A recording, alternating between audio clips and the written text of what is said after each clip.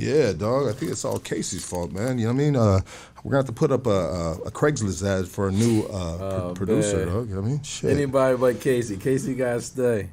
Yeah. All Take me. Hey. Look, Casey, I'm going to ride for you, bro. I got you, man. Here we go, baby. It's game time. Let's go. If that big black dude would have pulled up on your bumper, Casey, I would have came running too. He wasn't even big and black.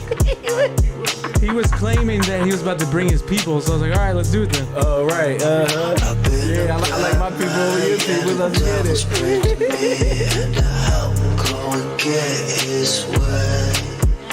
Here we go.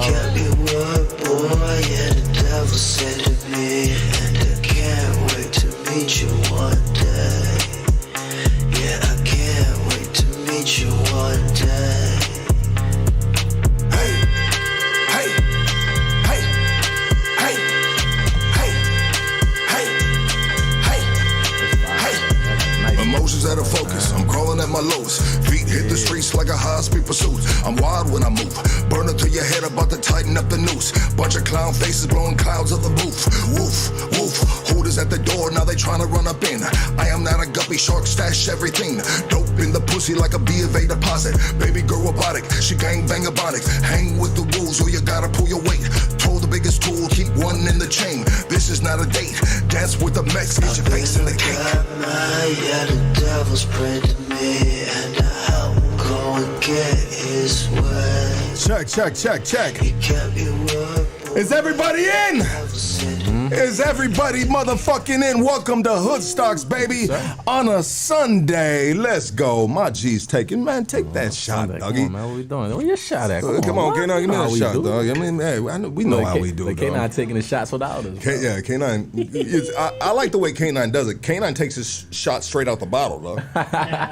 Drinking out the bottle, smiling in all my pictures. Yeah. Yeah, baby. Today's podcast is brought to you by Wavy Bar. If you would like to learn how this particular chocolate bar can help improve your mental health, check them out on IG and TikTok at Wavy_bar. Salute, my G. I love you, God, baby. love you too, bro. Absolutely. I mean that too, bro. I mean that too, dog. We done been through some shit together. Yeah, now, we're going to talk about that shit too right now, dog. Out of Philadelphia. Everybody, give it up for DAPPA, baby. Hey. Yeah. Round of applause. Let's go. Thank you. Yeah.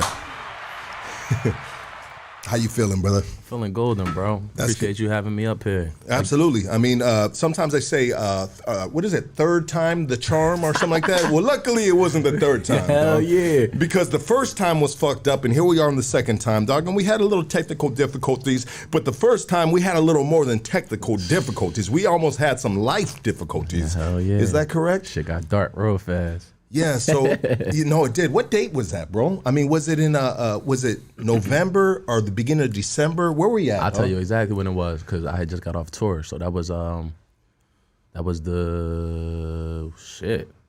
November. That was November. It was like early November, like that was my first day living in LA, bro. That was your first day living in LA? Oh, shit. That was my first day officially living in LA. Welcome to LA, baby. Right, real talk. So Nice warm welcome. Let me set the stage real quick. So for you guys that don't know, DAPPA was supposed to be on in the beginning of November. November 21st. He actually showed up to the podcast. Now, this is when we were on Wabash and Evergreen. I always say East LA, and I'm always corrected, Boyle Heights. I get it. I'm from Northeast LA, you know what I mean? From Highland Park.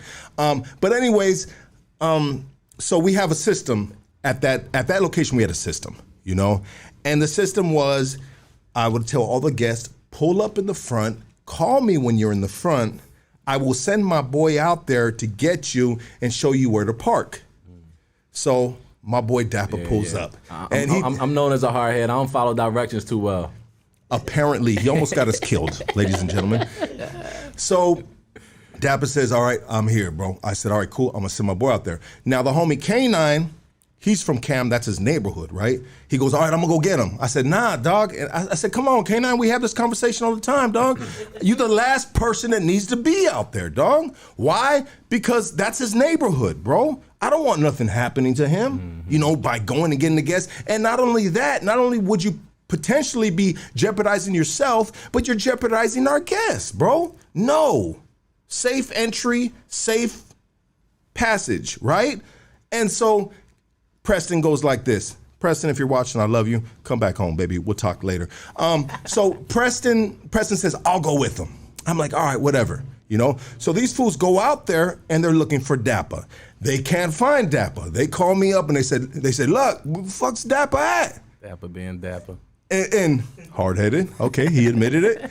And so now my boys are all out there on the street looking for DAPPA on Wabash and Evergreen. And I said, all right. And so DAPPA calls me and he's like, all right, I'm right here. And I said, hey, my boys are out there. And DAPPA's like, does he got a white t-shirt on? And I mean, when you're in East LA, there's a lot of white t-shirts, dog.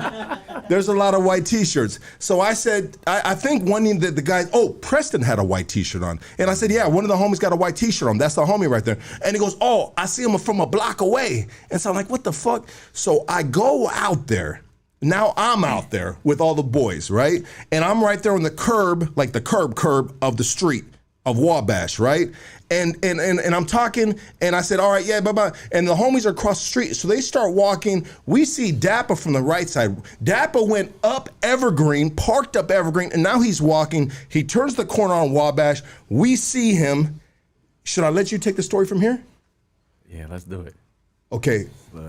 So if y'all know Boyle Heights, my black ass walking down, what's that, Evergreen? Evergreen, so yeah. I park, spin the corner, I see Luck, I'm like, damn, what's up, baby? Man, the second I shake Luck's hand. No, you shake K9's hand. No, I shake your hand. No. I ain't never get the K9. It was me first. No, it was him first. That shit on camera, Luck. I only got to see you. We didn't even speak yet, bro. That's what's tripping. So when you get, bro, check it out. I never made it to you, okay? That was K9, bro. And so that I was right in front of. That was K9, dog. You know, so check it out, bro. Oh. So any psychologist go ahead and call in because we will dissect this, dog. I mean, there's different levels of trauma. Let's be real about this shit because that was a traumatizing experience. So I go out there. I got you on the phone, bro. I'm standing right in front of the studio, bro, on the curb, bro. Preston and K9 start walking across the street, and I said, oh, shit, there the homie goes, and here you come turning the corner. So I never shook your hand? No, you never shook my hand, shit. dog. Yeah, and that's crazy. That when you shook K9's hand. That's why we locked in like that. We blood brothers now. Hell yeah. Yeah, so I see you turn the corner, you're walking, K9's walking first, Preston is trailing behind K9. I see you, and when you come, I see behind you, I believe it's your girl, and she's holding a baby. Yeah, hell yeah. Your daughter, correct? That was my girl and my daughter I was with. Your girl and your daughter, and then behind her or with her are two of your homies? Yeah, that's my team, yep. Mm-hmm. Yeah, two of your homies, right? And so as soon as I see K9 get to you, Preston's still in the street, K9 shakes his hand, hug him. All of a sudden, bro, so I'm still on the phone with you, bro, and I'm getting ready to hang it up, and all of a sudden I hear where the fuck you from? Like at the top of the lungs. That's what they said? Yeah. Oh, shit. What did you think they said? I didn't hear it. I just seen I seen the pistol pop out of wherever it came, without being incriminating. I seen the pistol jump out where it came from. And I seen that shit, cause I was facing it. Okay, that's crazy, bro. This whole time, that shit be happening. That shit happened fast when it happened. It did, bro. That's what a lot of people fail to realize, man. Like, if you in these streets, and I'll be seeing a lot of motherfuckers that be like, I could curse and all that shit. We good, right? Yes. I be seeing a lot of people be like, yo, like, damn, he was lacking, or why they ain't do this and that, or why they wasn't on point, man. When that shit happened, it happened fast. This shit happened in a matter of 2.5 seconds. Like, by the time I shook his hand and embraced him, the shots was going off. You feel me? So it wasn't even like we didn't even get to speak yet. Yeah. And that's how fast this shit happened. And so man. It's just be aware of what we got going on out here. And when that shit happened, I was facing it. Like, thank God I was facing it. Bro, I was scared more for bro because bro had his back towards it, so he didn't even see the shit. I didn't hear them scream nothing out. So what happened, bro, is they pulled up in front of me first. Uh-huh. And the dude I feel like he was hanging out the window. Yeah, he was. Yeah, you saw that. He was hanging out the window, and I heard someone yelling right here, and as soon as I turned, I didn't even see the face. I saw the barrel of a gun, which was pointed right at my fucking face, dog. And so that's all I zeroed in on. Where the fuck you from? And I go like this, and I see that the dude is parked right in front of me, hanging out a fucking car with the barrel on my face. So what I do, 44-year-old man, I do what I know best to do, dog, and that's where my cat reflexes jump in, bro. And I fucking, like, bro, check it out, dog. Where you fucking from, dog, with the gun on my face, homie? There ain't nothing to talk about. Yeah. And I fucking dive to the side, bro, because I've been in them situations too many times, unfortunately. And that's my fault, nobody else's fault, you know what I mean? And so this time, this is not my fault. We're living life, and we're doing all good. We're doing all good, Hell dog. Yeah. But this is just a testament that don't ever stop looking in the rearview mirror, bro, because this shit doesn't go away, especially when you're in the city. And I don't give a fuck if you turn your life around, dog. These motherfuckers are still out there, dog. They're doing what once upon a time ago what you were doing. So I dive to the side, and as soon as I do that, I yell back at you guys. Because I see you two fools, and I said, watch out. Yeah, that's what I heard. I said, watch out. And because when I dove to the side, I seen the fool just said, fuck it, dog. This fool got cat reflexes. He gone, and skinny real quick. Yeah, I got skinny real quick, dog. 235 pounds, that's baby. what we call it back home. We be like, yo, I had to get skinny. That mean like you get real slim and dip out of Dodge, you feel me? Yeah, bro, I did, dog. I was really amazed at myself, dog, that I moved that quick, dog. But when light flashes in front of you, dog, you got to get skinny, dog. And I like that. I'm going to use that from now on, dog. So I got skinny, homie, and I disappeared, right, dog? And so anyways, these dudes went up to these fools, and they started bucking, dog. And I remember I looked at DAPPA, and DAPPA, like, he did it like he did it like you see in the movies. He just hit the floor, like dead stop. Yeah. But I was worried, dog, because I seen my folks. I seen your girl holding a car seat, a baby seat. Baby, yeah, dog. And that's where my reflexes had kicked in. Like I knew, like, the shit happened so fast, but like when you I'm used to that type of shit too. Back home ain't no better. Yeah. And what it was I realized that if we're in that group together, they're not saying, oh wait, no, he's not from here, he's there, this and that. We all together in this situation. Absolutely. So I know by me running, if I kept running to the corner, they would have kept shooting. You feel me? And my family was at the corner. So that bus stop right there was a plexiglass. Yes, sir. So that's why I dove behind a plexiglass thing and like hopefully that like get low. And I can't even speak on that part. I can't speak on that. You did right, bro. I seen you because I was when I dove to the side, bro, and I yelled that. I looked at you, and as soon as the buck, I seen you just fucking I mean, like, you were quick, I took a run, and then I like split I had some tight ass jeans on. I don't know if niggas knew. I had some tight ass jeans on, then I dove because I just knew if I kept running, they was gonna keep shooting, and I would have brought the shots to my family. You feel me? So it's like I look up, I see my homie grab my daughter. He grabbed my daughter and ran around the corner, and I see my girl. She dipped into the store that's right there. And then, like, crazy part She dipped into the store? She dipped into the store. Who's the homie that got the daughter around? Let's give him a shout out. Hell yeah. Shout out to my nigga Rich, man. Rich, what up, baby?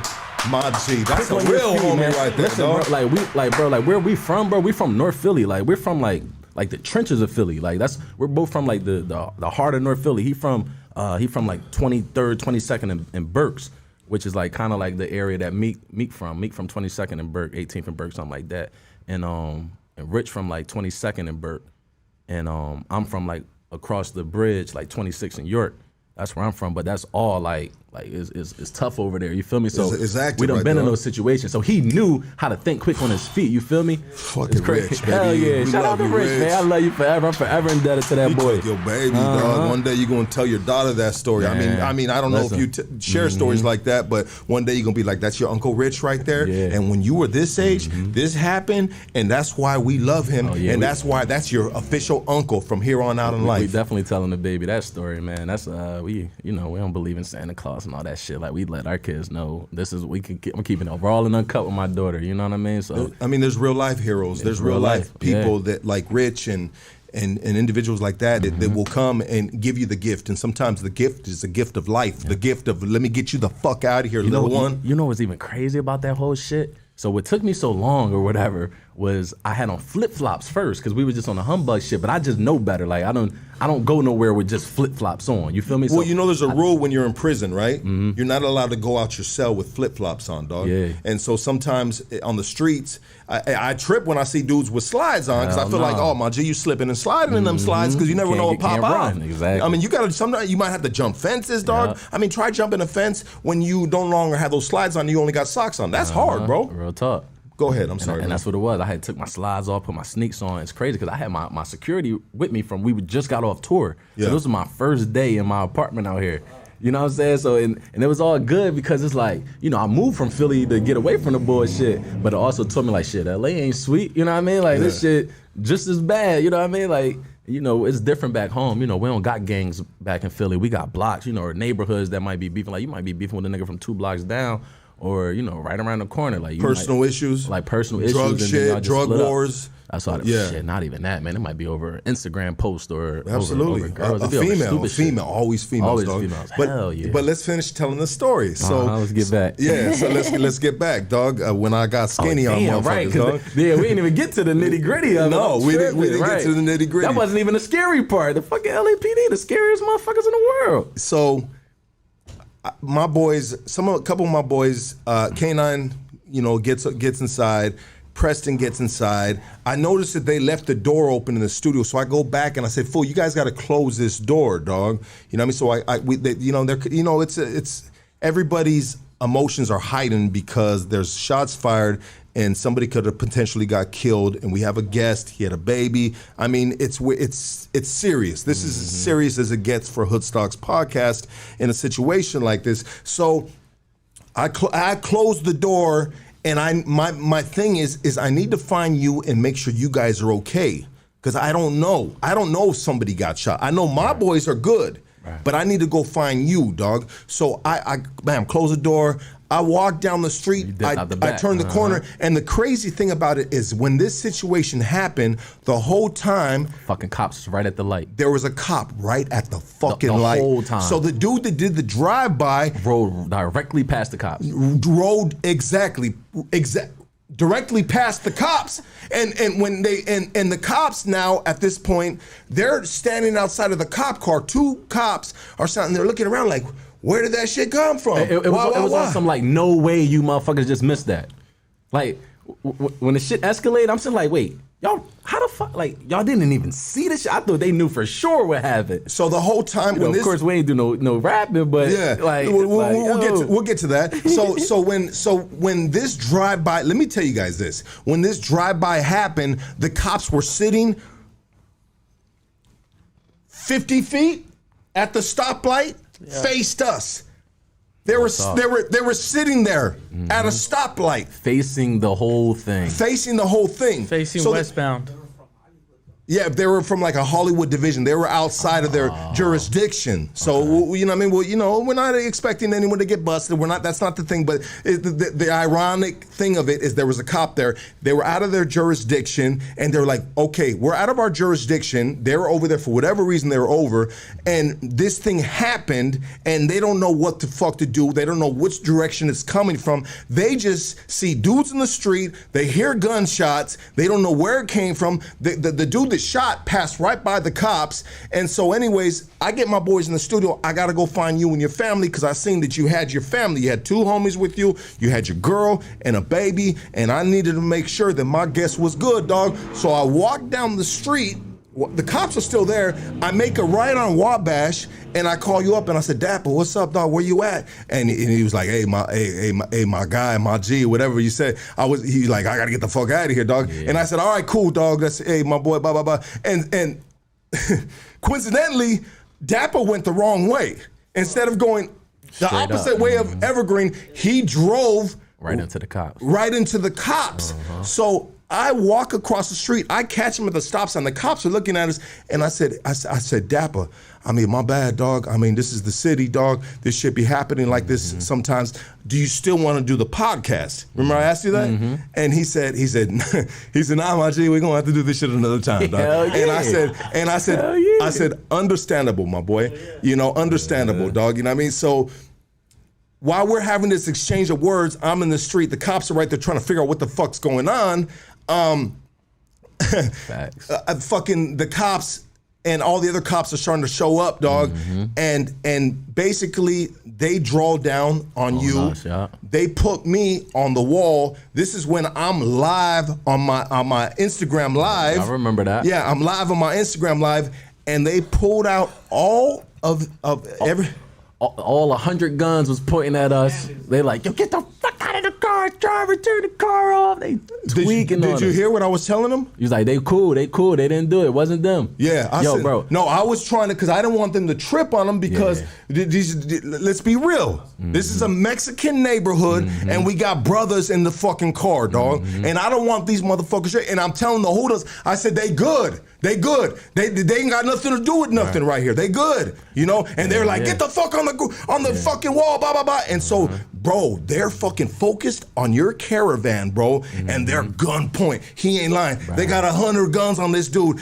Driver, put your hand out. That shit was scarier than the drive-by. The drive-by was sweet. All right, fuck it. Ain't nobody get hit. We out. Yeah. And I tip my hat to you, bro. And that's why, like, I show you so much love too, because like you didn't have to come out. Like, you could, shots got fired, you could have stayed inside and ducked low. You feel me? You came out, you checked on me and my family, and that mean a lot to me. You know, even after the fact, like my nigga K9, a couple other people from around that neighborhood, they DM'd me, got in touch with me, and was like, yo, I mean, we know your family was with you, you know, because that was my main thing. That's the only reason I was like, all right, we ain't gonna do it, because I got my girl, she all startled, you feel me? And then my daughter with me, so it's like, let me just get the family straight, cool. I was gonna come back that same night if we had to, you feel me? Like, I'm used to that type of shit, so I wasn't tripping, but you know, my girl and my daughter changed the whole dynamic, you feel me? So it's like, all right, yeah, let's get up out of here. So them cops, man, they got the guns pointing, they got the helicopters all around on us.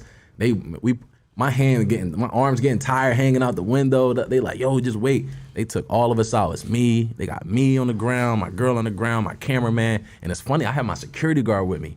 When I walked up originally, my security guard went back to the car. So he just heard shots. He probably was the most scared out of everybody because, you know, his job is to make sure I'm cool. You feel me? So when the shots went off and he wasn't there, like, you know, I was parked on the opposite block. So when he got to the corner, he didn't even see the shit. He just heard the shit and saw my man run by him with my daughter, and then my girl run by. He's like, "Where the fuck is DAPPA?"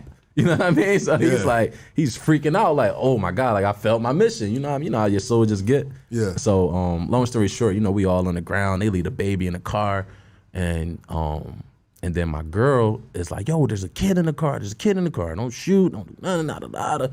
So, you know, she's spazzing out, you know, she, you know, not feeling good, you know what I'm saying? That shit was more scary because we had the baby, you know what I mean? That's just what amplified everything. Absolutely. So, hell yeah. So, you know, we all on the ground, they cuff us, throw us all in the back, they leave the baby in the car screaming. Shit was so traumatic, man. It was like something out of a movie, you know what I mean? Because, like, what the hell now? We more scared of the cops than we was of them niggas that did the drive-by. Fuck them, you know what I'm saying? So it's like, oh shit, like the cops is like, damn. So, and then, you know, they asked me, they're like, yo, what are you doing around here? And, you know, like, LA so tricky, man. Like, the hoods in LA, like, when you in Philly, you know you in the hood. You feel me? Like, LA, like, Boyle Heights is like was a nice looking area at first. You feel me? Like, when we pull up. Okay. And, you know what I'm saying? Like, I didn't feel like I was in the trenches. You feel me? Or, like, in a where I was, like, so when the cop, he's like, yo, what you doing here? I'm like, man, I'm an artist. I came here for a podcast. You know what I'm saying? I'm pulling up with my folks or whatever. He's like, yo, you don't belong around here. I'm like, what you mean? He's like, this Cam. I'm like, what the fuck is Cam? I'm like, what the fuck is that? Cam. I'm like a cam recorder? Crazy ass Mexicans. I said, oh shit.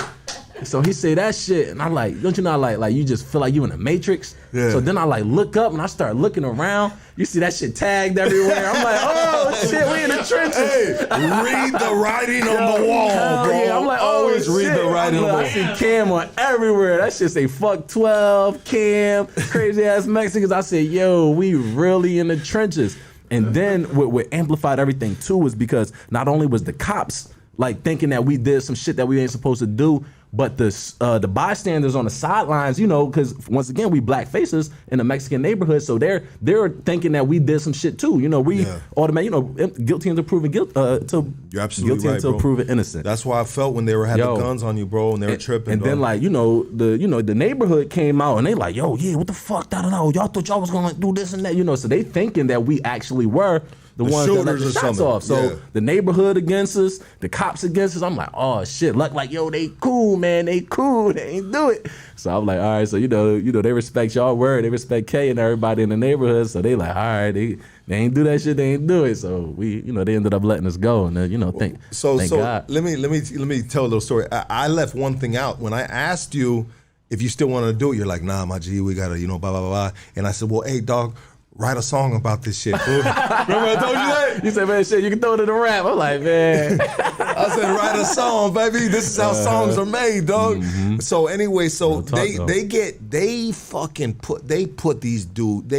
homie and his people on the ground. Yeah, they did us I hear a baby crying in the you know, his daughter's crying in the van, bro. I mean, and so they put them all in cop cars, and then they get to me. You know, and I'm doing a live like these motherfuckers got me, or I don't know. I'm not they got me, but I'm fucking. It's going down. You know what I mean? Whoop whoop whoop. You know, I'm not tripping, bro, because I didn't do nothing wrong. You know what I mean? And so I'm just like we were going through these motions, dog, and I know these motions. And so they stepped to the side. They wanted me to step past the fucking the bus stop, and they wanted me to back up. And I got your 100 guns on me, dog. They was like. Saying some bullshit to you, like. Oh, did you see me and that fool get in an argument, it's like, bro? yo, how is it possible for him to do this, that, and that? Like, where are y'all talking? No, they were mad because I had him on a live. They're like, put the fucking thing down. I said, fuck no. You know what I mean? And then they had me step to the side, and I was still doing the live. They said, turn that shit up, blah, blah, blah, cuff it up, get on the fucking whoop, whoop. And so I said, all right. So I put my hands down, and I started trying to turn the shit off, and I realized that I had to do this and that to turn the live off, and then upload it or some shit on Instagram. So I'm taking my time to do this shit. Ain't have not a sense of urgency in the world. This motherfucker gangster. I said, yo, I was watching the whole shit. I said, yo, he don't care. Like, he not worried about them at all. So then I had this one hooter that was yelling at me, fucking, what the fuck? You must be new to this shit or something. I said, man, shut your bitch ass up, homie. I said, pick up my motherfucking, now I got in a yelling match with this one dude. Anyways, they put me in the cop car and they're doing their thing. What happened? You know what I mean? You know, hey, bro, there was a drive-by and nobody's got nothing to do with this shit right here. You know what I mean? Like, bam, we, you know, blah, blah, blah, whoa, whoa, whoa, what do you hear? I got business. Where's your business at? I said I got business out here. You know what I mean? That's it, you know? And anyways, long story short, they raided our building where we had the podcast, and they not only did they take the homies out of our studio, but there's apartments on the top. They cleared the whole apartments and everything. And they took all the people from the apartments out. These people that are chilling on, I don't know what day, if we're on a Sunday. It might have been a Sunday or Saturday. We was out there for like 2 hours, wasn't we? Yeah, we were out there for a minute, dog. You know what I mean? But anyway, long story short, they're like, I hear them in the background. They're like, well, all stories collaborate. You know what I mean? There was I think they were going to do a podcast. You know, what's a podcast? Yeah, they were asking me too when they took me out of the... Yeah. So when they took me out of the building, I had those 10 guns on me too. Yeah, they're pulling. They're like, everybody get the fuck out, and they're like, get out of the 2832. Yeah, and they're like, with your hands up, and I was like, they had the speaker out. They clearing out the apartments. They pulled up my Instagram. They was like, yo, is this you? I'm like, oh, yeah, damn, really? Like, they pulled up your Instagram? Hell yeah. Oh, shit. You know what's going on? And then, yeah, they had me, boom, and then they had to walk like this and walk backwards, and they handcuffed me and shit. I think that's how they confirmed that, you know, we was coming for the podcast and all that, so they knew that everybody wasn't out there on no bullshit, you know what I mean? Yeah, Because then I was talking to the chief, and I said, hey, look, we're doing a podcast. We do half podcast, and half we sew. And we have the sewing in there, and they're like, we have to go check. Is there anybody in there? I was like, there's nobody in there. Like... I mean, Casey, when you had all those guns put on you, I mean, I know you did you, like, were you aroused by this, bro? You know what I mean? Did you say, you know what, this is something that I have dreamed of happen to me. No. I am now in one of my favorite movies right now. Yeah. No, because he's just a regular dude, bro. Earned his stripes that day. Yeah, no, he earned his stripes. No, I remember when you tell me, you said, hey, close the door, I'm going to handle this. Yeah. Yeah, and then I was like, all right, fuck. You said everyone was good. You did a good job that day. Hey, you know what, dog? But like double back to the like before the LAPD shit, man, like the way they was shooting, bro, the motherfuckers was as close as how me and you is. Me and K9 was literally like right here, you know what I'm saying? So like just thank God that neither one of us got hit, because they was literally like as close as me and you is. Like that pistol was close, you feel me? Like thank God nobody got hit that day. Thank God, dog. And if you don't believe in God, you need to believe in something. I believe in God, baby. You know what I mean? Overall, yeah. Yeah, but you know what, bro? It's funny because I was just talking to Casey a week before that, a few days, and I said, you know what, Casey, we got to get the podcast out of here. I'm thinking about in the new year we're gonna move it to a place because I don't like being smack in the middle of a fucking war zone, and especially somebody's neighborhood, bro. You know what I mean? Shout out to Cam. I love the hood. I love the tiendas right there. I love the people right there. You know what I mean? Shout out to Wabash Market, dog. You know what I mean? Like everybody is amazing right there, and they loved us, dog. That's the market on the corner. Yeah. Shout out to them. They showed us hella love too. They said, "Yo, take what y'all want." They gave us snacks and water and all that. Made sure he was like, "Yo, get us to the baby." You know what I mean? Like, they were super cool. Much love to Cam. Much love to everybody over there, man. Yeah, shout out to Walt from Wabash Market, dog. That dude's he's a fucking good dude, dog. He's a business owner, and he's just trying to survive in a very active neighborhood. But you know what, bro? Check it out. It's like this: when everything is good, right? But as soon as something happens like that, it cancels out all the good. It doesn't matter if it was a year worth of goodness right there that the podcast was doing right there. Now, you motherfuckers gotta go. You know? And you know what? I didn't fight it. I said, you know what? We gotta go. Because this isn't good for us. This isn't good for K9. This isn't good for our guests, bro. We need a safe environment. Now, we tell the grimiest stories on this podcast. We have some very rough individuals on this podcast, but we do not promote the violence. We do not promote, we promote prosperity. We promote growing and moving, bigging up in life. You know what I mean? Excellence, dog. We promote excellence right here, dog. You know what I mean? Shout out to my boy K9 and this, again, K9. You know, we love K9, bro. We love K9. That's my guy. Look, we blood bros. We done got shot at together.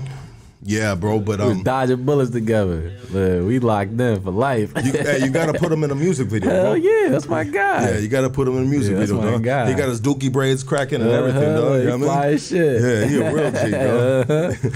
Hey, bro, bro, I love y'all, man. Real talk. Real talk, bro. You know, let me say this real quick, and I'll throw this out there. So today, DAPPA showed up to our new spot, our amazing studio. Compliments of the whole Hood Stocks, all Goonies, everybody that supported and helped us get into this spot. You know what I mean? Mm-hmm. But DAPPA is a smart man. He showed up today by himself. And what I do, I call, it's cool if I park right here. Are you sure? Boop, I'm outside. Look, he wasn't outside too long. Look. Yeah, well, you know what, bro? This is a safe place, but we also have back parking. Gated parking. Uh-huh. We also have gated parking, but when you do take the gated parking, it's the back side of the building, so you got to make your way. So it's really easier to come through the front, dog. One thing I spent the block this time. I'm gonna circle the block twice. All right, woo. All right, yeah, this is the best spot right here. Yo, it's cool. Cool, we in there. You were looking for that writing on the wall, baby. You know what? I'm gonna tell you, I ain't see no graffiti. I'm like, all right, we good. Bro, graffiti will tell the story of the neighborhood. Yeah, I love that about y'all culture. I love that.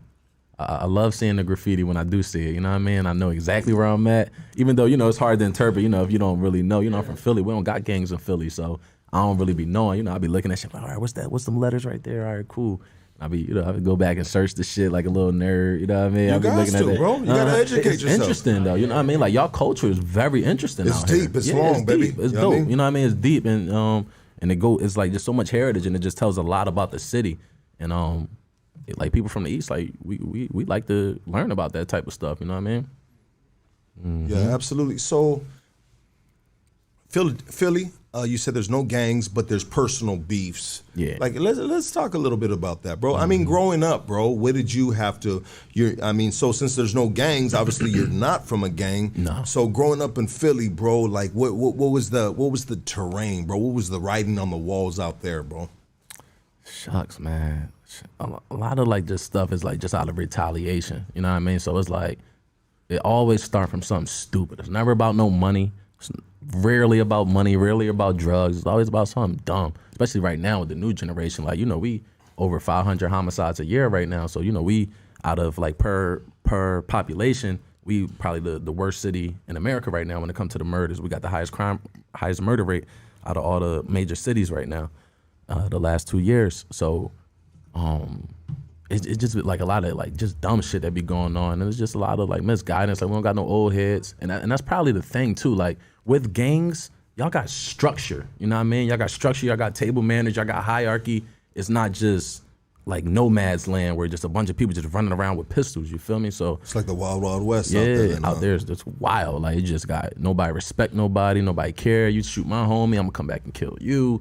Oh damn, they killed my homie. And then it's like, you know how that shit goes. Like it don't matter how many people he done killed, we still gonna go back and kill because he ain't deserve to die. You know what I mean? So that's just like a main thing that's going on right now. It's just a constant back and forth, and it's like, when do it end? You know what I mean? Like if I lose a homie, you know, my team might wanna da this and that, and it's just a back and forth thing, and that's just how that shit go back home. Not necessarily gangs, but you know, like if you were really speaking on what a gang is, there is gangs. You know what I mean? But we just don't rep, you know, Blood or Crip or anything like that. But you just kind of you're a group of homies, and y'all might have a little name, might got little handshakes and shit that y'all go by. But other than that, you know, we don't bang colors or like have like organized gangs. You know what I mean? Yeah. I mean, I think this is the gang mecca of the world, LA. Absolutely. You know, and a lot of our, how do you say it? Our stilo, our representation trickles down to other states, and not only other states, but probably all around the world.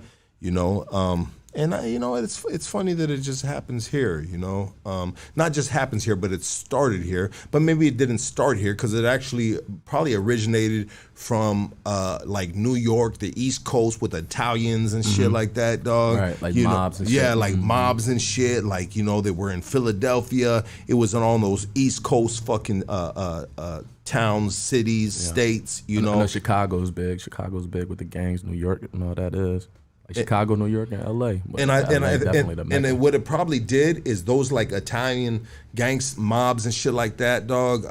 Irish mobs, I'm a Jew, like there was just a mixture of different individuals. But then let's talk about, there was, you know, we got Black Panthers. I'm not saying that they're a gang, but they were an organization. I mean, but I think that the biggest influence possibly on the gang culture worldwide probably came from the Italians, maybe. I don't know, dog. I'm thinking out loud, bro. I mean, what do you think, bro? I have no clue. I ain't even gonna act like I know. You know, I know the mobs. It's an interesting conversation, yeah, mobs bro. is big in the East Coast, the Italian mobs and the Irish mobs.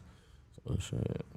And I think somehow, some way, maybe it trickled to the California, bro, and California just like formed their own fucking like structure of gangs and organizations and sides, you know, Blood, Crip, I was about to say, Southside. Blood and Crip was the first like organized gangs out here. I would, you know what? I don't know, bro. I don't know. And as much as I'd like to say that the homies are Southside, Sureños are, dog, I really don't know. But I do know that when it comes to the homies, they go back very deep, dog, in the culture.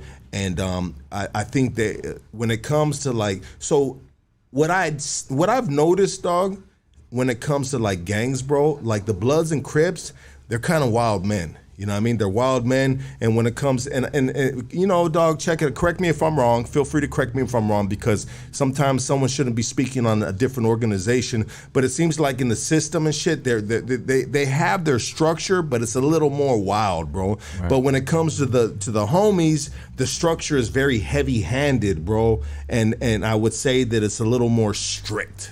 Right. You know, in regards to how you move, what you do, rules and whatnot, dog, you know. But at the end of the day, bro, you know what's important? Life is important. You know what's important? Taking care of your kids, baby. Freedom. Thank you, doggy. You know what I mean? So we're never here to glorify that or promote it. But when you live amongst it, you know, you need to know certain things to survive and be able to move accordingly. Absolutely. You know, and so you coming from Philly, now living in LA, that was your first day in LA, bro. Woke me up real quick. It woke you up to say, all right, this isn't a Dr. Dre, a Snoop Dogg video. I mean, like, there's some real life shit going on. And what you know, bro, right? You knew from the gate, but you actually got a little taste of it. Absolutely. Nothing like being right there in the Matrix. Yeah, right there in the Matrix, dog. Sure. You know what I mean? But hey, bro, I'm glad that we were able to just be able to move forward from that. And when we involved in situations like that, like we grow from that, bro. Absolutely. Not only did we create a bond between me and you that we will always say, like, I don't matter what part of the world I'm in with the podcast, they talk about DAPPA, dog. I'll be like, shit, that's my G right there. That's my bro. Yeah. How you know DAPPA? Well, shit. I mean, I don't really want to say too much, baby, but, you know, we connected, doggy. You know what I mean? Sure. That's family right there, dog. Yeah, much love. Much love. Yeah. Absolutely, bro. So let's get into a little bit about you, bro, DAPPA. I mean, we went pretty long. We went damn near 40 minutes, dog, talking about. That was a lot that we had to talk about that. No, it was, that bro. That was a moment. Yeah, it was a moment, dog. It was a moment that somebody could have possibly lost their life, dog. That was real. And not only would have thank God that didn't happen, but moments can potentially be forever. Absolutely. You know, and we gotta enjoy moments.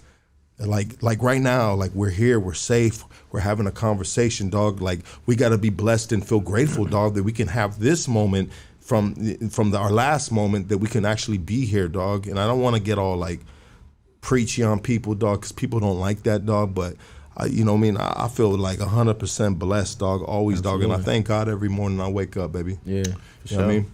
You know, but so DAPPA, we first linked up, bro, you just got off tour with, I believe, Benny the Butcher. Benny the Butcher, indeed. I mean, how was it with Benny the Butcher, bro? It's awesome, man. That's the bro. Shout out the whole Black Soprano family.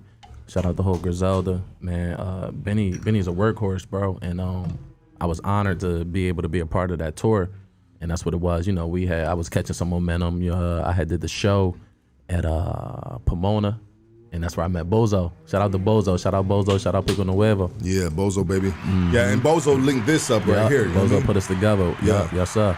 And pretty much just was catching some momentum after the tour, dropping some new music. And, you know, those who don't know, Philadelphia, born and raised. I just moved to L.A. I'm an artist and an actor as well.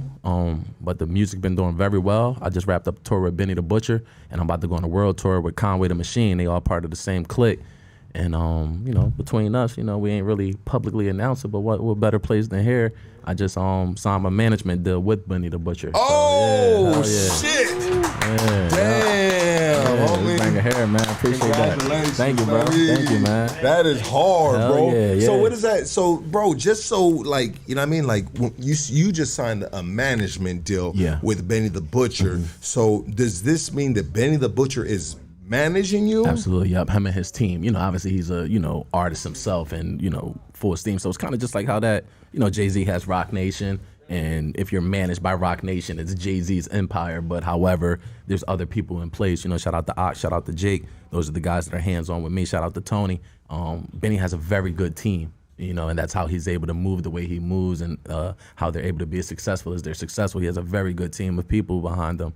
And they believe in me, I believe in them, and those are the guys that are hands-on with me. So, you know, of course, you know, Big Bro, he get the final, you know, hair say of what's need to be done with DAPPA as an artist, but, you know, these are the guys that are hands-on with me on a day-to-day. So it's Benny's team that's managing me. Yeah. Wow, dog. Absolutely. That's fucking huge, bro. Because that dude, let's be real, dog. That dude's the biggest dude out there right now. He's busting. He kicking their ass right now. Bro, he the biggest dude out there. I mean, would you guys agree? If like we all listen to rap right here, bro. Bar for bar, like it ain't too many that could stand in the ring with bro, man. Bro, different.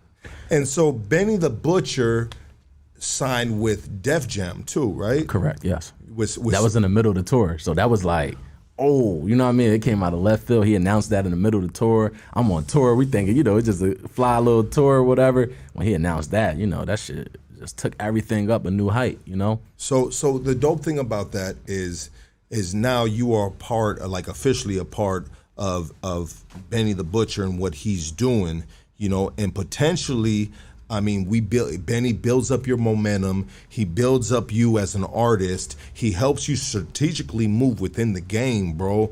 I mean, you can potentially be signed by Def Jam as well. I mean, is that something you'd like to? Yeah, for sure. You know, it's crazy. I actually had meetings with Def Jam before. You know, I never signed nothing or nothing like that. But I had like a good amount of major labels, you know, reach out. You know, they don't really be talking, you know, too nice at the time, you know what I mean? It takes time, you gotta build your leverage. It's all about leverage with this music shit, like what you bring to the table so that you can start making your own decisions. And that's the thing, like, I'm not no dumb young boy, so I'm not taking a stupid deal, or I'm not signing my life away right now, and I'm not like starving. You know what I mean? So there has been plenty of deals that I'm turned down at this point, just off just knowing what I'm capable of and just knowing what I deserve. So this situation is really good. It's more on the management side, so it's just flat out, just constantly still building leverage, and then potentially, if a major label like Def Jam come in, I would love to. They are hip hop. Def Jam is like hip hop label. You know what I mean? So I would love to sign a Def Jam. If everything makes sense. But overall, I'm not like desperate for a deal or nothing like that. I like what we could build independently. I like what Benny did for himself independently. Yeah, he did a fucking amazing job independently. Absolutely. Dog. And whole Griselda camp, dog. They dope, bro. Dope. I mean, they're the hardest out there, dog. I mean, they're a Wu-Tang, dog. And they're hard workers, you know what I mean? And I'm watching that hands on. I'm watching like, bro, don't sleep. Benny don't sleep. Let's talk about that. Let's talk about not sleeping and working hard for your dreams, dog. Because there's some individuals that think that like, oh, I'm fucking fire, I'm dope, like it's gonna fall out the sky into my lap. I mean, I don't know, bro. I'm just saying, dog. Like, what is the work ethic, dog? What is your work ethic, bro? I've been doing this shit for like, it's been 8-9 years now, and I'm just finally starting to catch that break. You know what I mean? Just finally starting to catch the momentum where it's like, yo, we need to be checking him out. And it takes time to build your sound. It takes time to build your growth, and this shit take money. You know what I mean? You got to be able to invest in yourself. You got to, whether it's you or something like K trying to get me drunk. You got to drive, fool. The Goonies, let me get one, dog. But the Goonies give me a hard time about getting fools fucked up right here, dog. Shit, that's cool. We get busy. Yeah. But go ahead, baby. Like I work my ass off. Like I'm another one of them who I'll sacrifice sleep for what I'm trying to establish or what I'm trying to do. I got businesses back home. I run a daycare back in Philly. A lot of people don't know that, but I own a daycare back in Philly. I own 2 daycares, and I have to like fly.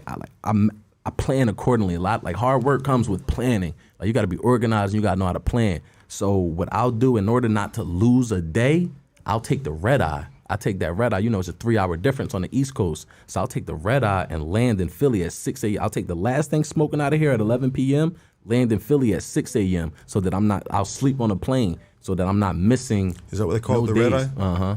Yeah. They call it the red eye because it's a time when people don't want to travel. Exactly. And so people don't want to sleep on a plane. Mm-hmm. Yep, and then that's my favorite. That's my favorite flight. It's the cheapest flight. It's the cheapest too. Yep. Yeah. Mm-hmm. Well, I mean, what's the price going to Philly from here? I ain't even gonna hold you. Look, I don't even know, bro. Like even that, just part of just planning and organizing. I got a companion pass, so I'm on like one of my homies' like buddy pass kind of thing. I'm on his pass. He works for the airline, and I'm on his pass like as it kind of like a bus family pass? member. Like a bus pass, you just show your bus pass and you get on for free or something? I get on for free, yeah. I pay him like a one-time thing at the beginning of the year, and then I fly for free. And I'll be booking my shit like the same day. Like, yo, I need to go to Philly tonight. And he be like, all right, boop. And he just add me on the flight. We could see how many seats available, and I fly out, bro. Yeah. That's amazing. That's on another level right there, because I always thought that, I was like, damn, dog, these fools that are in this business, they're flying back and forth, they're paying for all these tickets. Money, bro. Yeah, so they have what your homie has. As much as I fly, bro, as much as I fly from Philly to LA in itself, I would be at least like 20,000-30,000 in already. You feel me? So shout out to him too, you know what I mean, with the companion pass. But that's just like just small investments that you do to save your time, save your money, and I'm real big on that. I'm real organized. I'm real strategic with everything I do. So I knew that, yo, I got to pay him every single year. Whatever he asks, and I'm going to pay him that because I know how much I'm saving by having access to him, you know? What are you throwing him, like $1,000? I mean, we don't got to say nah, it's cool. It's like $3,500. $3,500? I pay him $3,500 when the year is up. But you figured, and $3,500 to fly all year, whenever you want a year, all year, anywhere in the world too, bro. Like, damn, baby. The only thing, if I go out the country, anywhere in the world, I just gotta pay taxes if I go out the country. It costs me $100 to get to Tokyo. Yeah, it's $100 for me to get to Tokyo. That's dope. That's bro. like what the taxes is. I just pay him with whatever taxes they throw on it. But that's the beauty of the companion pass. Yeah. That's I'm trying to get everybody one. Yeah. What airline is that? That's American. Mm-hmm. But you can do the companion pass with every airline, as long as you know somebody that worked there or a family member. He's my family member. You know what I mean? Yeah. So he got me on there as his brother or something like that, and you get like 2 or 3 people on there. It's like me, and I just cash out. That's dope, bro. He said he got a girlfriend now, so he might kick me off that shit this year. Damn. I gotta find somebody new, you heard? No, we need to throw a private investigator and let them know that she's fucking cheating, homie. She's a fucking cheater, dog. She does not deserve to get that companion pass. Hell yeah. I'm trying to swindle her, man. I'm gonna pay like I weigh. Look, I need it. I think work ethic is huge, bro. And when I say huge, I mean beaver huge and huge. Some people will get that. But anyways, and that's one thing. Look, if you ask anybody that really know me or anybody, like I always say this, I always ask them like, yo, am I the hardest worker in your phone book? You know what I mean? Is there anybody that you know or anybody in your phone book that work harder than me? If they say yeah, I'm like, yo, who else you think working this hard? You know what I mean? Like I know I'm one of the hardest workers out of everybody that you know, that bro, I'm associated with. And I love you about that, dog. And this is a trait that we have in common, dog. I am I'm a fucking crazy worker, bro, with this podcast, dog, with everything I'm doing behind this podcast, bro. And sometimes I might stretch myself out so thin, dog, that I kind of fucking up, you know what I mean? Because, you know, you're just too thin, dog, and we won't get into all that. Yeah. But I'm with the guys in the podcast.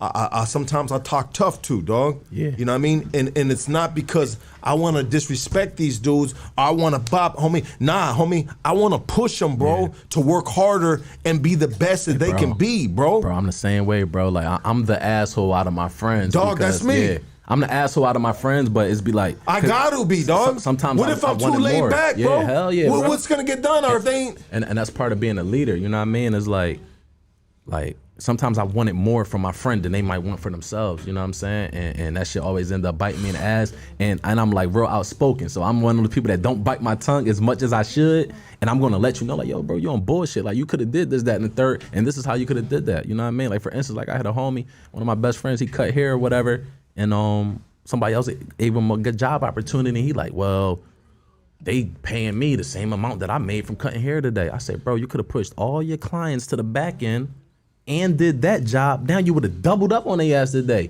and you would have kept getting money with that person all week. You know what I mean? I'll be in for the long term. You know what I'm saying? Like now you done made only 120 today when you could have made 240, and you could have made that extra 120 every single day from here on out, bro. Like and I think like that. I always think like that. I'm real strategic and calculated with everything. So it's like, and I will be the asshole. And I've got no problem with being a bad guy or being an asshole if it's going to benefit my team or benefit the people that I love most. I'm going to tell you how I feel, and I'm going to tell you what you're needed to hear if it's going to build you, whether you dislike me or whatever. But at the end of the day, you're going to respect me, and you're going to understand where I was coming from. You're going to thank me for it one day. You feel me? All day. Straight up, Casey. That's my guy over there, man. I mean, Casey, what would you say about that in regards to me, bro?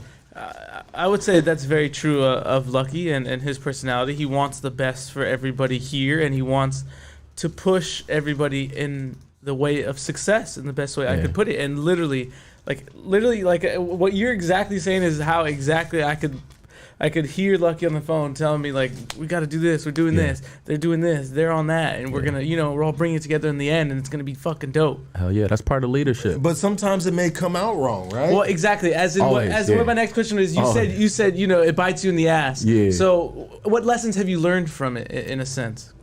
Honestly, like what I've been reflecting on a lot is also that. And also moving out here, like, just made me learn so much. Like, especially, like, just being from Philly and then LA, we're on two completely different sides of the world. You know what I mean? So it's like, I realized that I'm completely different. Y'all got a different way of laughing with each other, or different lingo, different slang, different communication. You know what I mean? Like, the shit that y'all might laugh at, I might not laugh at. You know what I mean? You be like, that shit's stupid. You know what I'm saying? And it's like, everybody's different. And I realized that I work harder than the average person. I realized that I got tougher skin than the average person. You know what I mean? So it's like a lot of things that I expect out of myself, I can't expect out of everybody else. So I be trying to like dumb it down, or I might like I'm learning now as I'm getting older. I'm learning to bite my tongue on a lot of stuff, and just not really like make people feel bad about certain stuff. You know what I mean? Like for instance, like when you told me about you and your homie, the first thing I asked you was like, yo, did you communicate that to him? Did you let him know yo, we just had a disagreement. That's all. You know what I'm saying? Yeah. And that shit saved lives. You know what I'm saying? That shit saved lives. After we had our yelling match, dog, you know what I mean? I texted him and I said, hey, bro, let's just cool off and we'll talk after, dog. You know what I mean? But at the end of the day, dog, like, people got to understand, bro, that the team, that, you know what? Take a step back, bro, and look at what I'm pushing, bro. Look what I'm telling you. Stop hearing the tone of way it can possibly being said. Mm-hmm. And sometimes it's hard to talk. Like with me, bro, like it's tough love with me, doggy. Yeah, that's my thing too. It'd be my tone. Yeah, it's the tone. And sometimes when the words that are coming out your mouth, it doesn't matter what words they are. It's the tone that they're focusing on. And like you remind me a lot of myself too. Like we're aggressive. You know what I mean? 100%. We're aggressive. You know, we cut from that cloth. So it's like I might be telling you everything purely out of love, but it's gonna come off like, yo, nigga. You know what I mean? Like, swear to God, and that's just, you know what I mean? Like, we gangsters, you know what I'm saying? Like, at the end of the day, like, we hood niggas, so it's gonna come off aggressive, even though it's all out of love, you know what I mean? And that's why we always gotta be the first to be accountable, too, you know what I mean? As leaders, we gotta be super accountable, and we gotta always clear the air immediately. Like I might be all the way in the wrong, and right then and there, I might be grinding your ass up, or I might be talking my shit. But then after the fact, I always go back and I'll either apologize or I'll let you know where I came from, or why I was saying why I said what I said. Because like, and that's the thing, like a lot of these people, like as leaders, like they respect us, and it always cut them even deeper when it comes from their leader. You know what I mean? Like they'll feel like, damn, man, he beating me up, man. He digging in my ass today. You know what I mean? He disrespected me in front of everybody, you know? And it always hurt the most when it comes from the leader of the pack. You know what I mean? That's real. Let me apologize just for it now. Look, see, that's real, man. Look, you feel me? I ain't lying about shit. Who that? Look, that's real, bro. Look, you know what I'm saying? Look, high five, man. That's my guy right here. He said, yo, I just apologize to my dog. And I take a lot of accountability, and that take a lot of leadership and a lot of respect. And that's why I tip my hat to you, bro. I really fuck with you, bro. Like you real, bro. That's thorough. That's thorough, man. That's the type of shit that we need. And that's what, like, why Philly's murder rate is so high. Because people not doing shit like that, bro. You gotta apologize sometimes, dog. Bro. There's nothing wrong with that, dog. That makes you a fucking man, dog. That make me feel even better about myself, that just our common cool little conversation that we having on the podcast just led to a great friendship continuing to be a great friendship. You know, dog, conversations amongst men, dog, and especially when they can see eye to eye, are therapeutic, dog, and you know, I can possibly, sometimes this is what happens, bro, you know what I mean? And so just listening to you, hearing you talk, dog, and like this was like therapy for me right now, because I know this, but sometimes I need to hear it. I need to hear it, bro, you know what I mean? So just listening and talking, I was like, damn, dog, let me that's just one of the hardest things for us to do as brown men. You feel me? Yeah. Black men, Mexican, brown men, bro. That's the hardest thing to do, is to take accountability and to apologize, bro. Yeah. That's one of the hardest things for us to do. And it takes a different kind of soldier to do shit like that. You feel me? You know what, dog? Matter of fact, cuz, I apologize, dog. If I ever done anything that fucked us up, dog, Casey, fuck you. K9, stop pouring us shots. Yeah. How was that? Was that good? That was dope. That's what it's all about, man. That was a good moment. No, well, you know, me and my cuz, bro, have had like a million fallouts. Oh, like, yeah, this is my blood cuz. Like, we babies together type of shit. Like, bro, like we, you know what I mean? Yeah, that shit for life. Y'all like that for life. Yeah. I never fight with nobody more in my life than this fool right here, dog. But it is what it is. So knock on head. I'm gonna knock on head, bro. Like y'all two gonna fight, but ain't nobody else gonna be able to say shit to him. We gonna butt heads, but ain't nobody else gonna be able to step in. That's how me and my cousin is. Free lights, man. That's my guy. You know, one thing about when you fight with family is, you know, it's like, all right, it's temporary, like. Nah, at the moment it's like, man, fuck that fool. You know what I mean? But like, it might be 6 months, it might be a year. I don't know, bro. But you know, if you're good, you're good, and in time, you'll just link back up, and you'll do your thing like nothing ever happened, bro. Like, we'll be just right back up what we're doing, you know. But when you fight with someone that isn't family, I mean, I think it's sometimes because I think the family is the word family, bro, is a little overrated. Because just because you're blood related. What happened, though? What are you looking at? Somebody in the comments talking about this motherfucker think he a whitey and he was in protected custody. Who said that? Where was it at? little emoji right there. Say hi, real dapper. Close your eyes and listen to me talk. Think he white. Oh man, we could talk on that. Actually, you know what I'm saying? Look. No. Dog, do not get caught up in those comments, bro. I promise you I'm not. But no. That lead me to my upbringing though. You know what I'm saying? So a lot of people. So I'm from North Philly. You know what I mean? I'm from a tough area in there. My family was, wrapped in the streets. Bro, you do not sound white, dog. Go ahead, bro. I know. You don't sound white. I'm from Philly, so bro, you're getting trolled right now, bro. No, that's perfectly fine. But I'm glad. Thank you to the troll whoever said that. Because I do want to touch on that though. Because actually I did have that difficulty growing up. So, I'm like my family come from pure streets. You know what I mean? They did what they had to do to provide. You know what I mean? My family, nobody in my family was lawyers, doctors, or whatever. But my dad, pretty heavy. You know what I mean? Like he was heavy in his field. You know what I'm saying? Street field, huh? You know the fields. Yeah. So he was super heavy in his field, and he was able to pay for me to go to private school my whole life. That's amazing. So I'm really from North Philadelphia, but I went to private school an hour outside of Philly every single day. It's nothing wrong. I went to private school for 1 year in junior high school, bro. Yeah. It was the worst thing I ever did, dog. It made me worse, bro. Go ahead. You got to watch out for the dudes that went to private school, dog. Sure. I went to private school, Lucky. Well, you're just gay, dog. You know what I mean? You were the private school model, dog. I mean, go ahead. And there's nothing wrong with being gay. Don't cancel me like you're trying to cancel Joe Rogan. You know what I mean? No. You can never cancel me, dog. This is Hood Stars, ain't nothing baby. wrong with being gay, and ain't nothing wrong with being educated, man. And that's where I took from going to private school. I'm so grateful for my education. I'm so grateful for the sacrifices that my parents made. And I always want to speak on this every chance I get.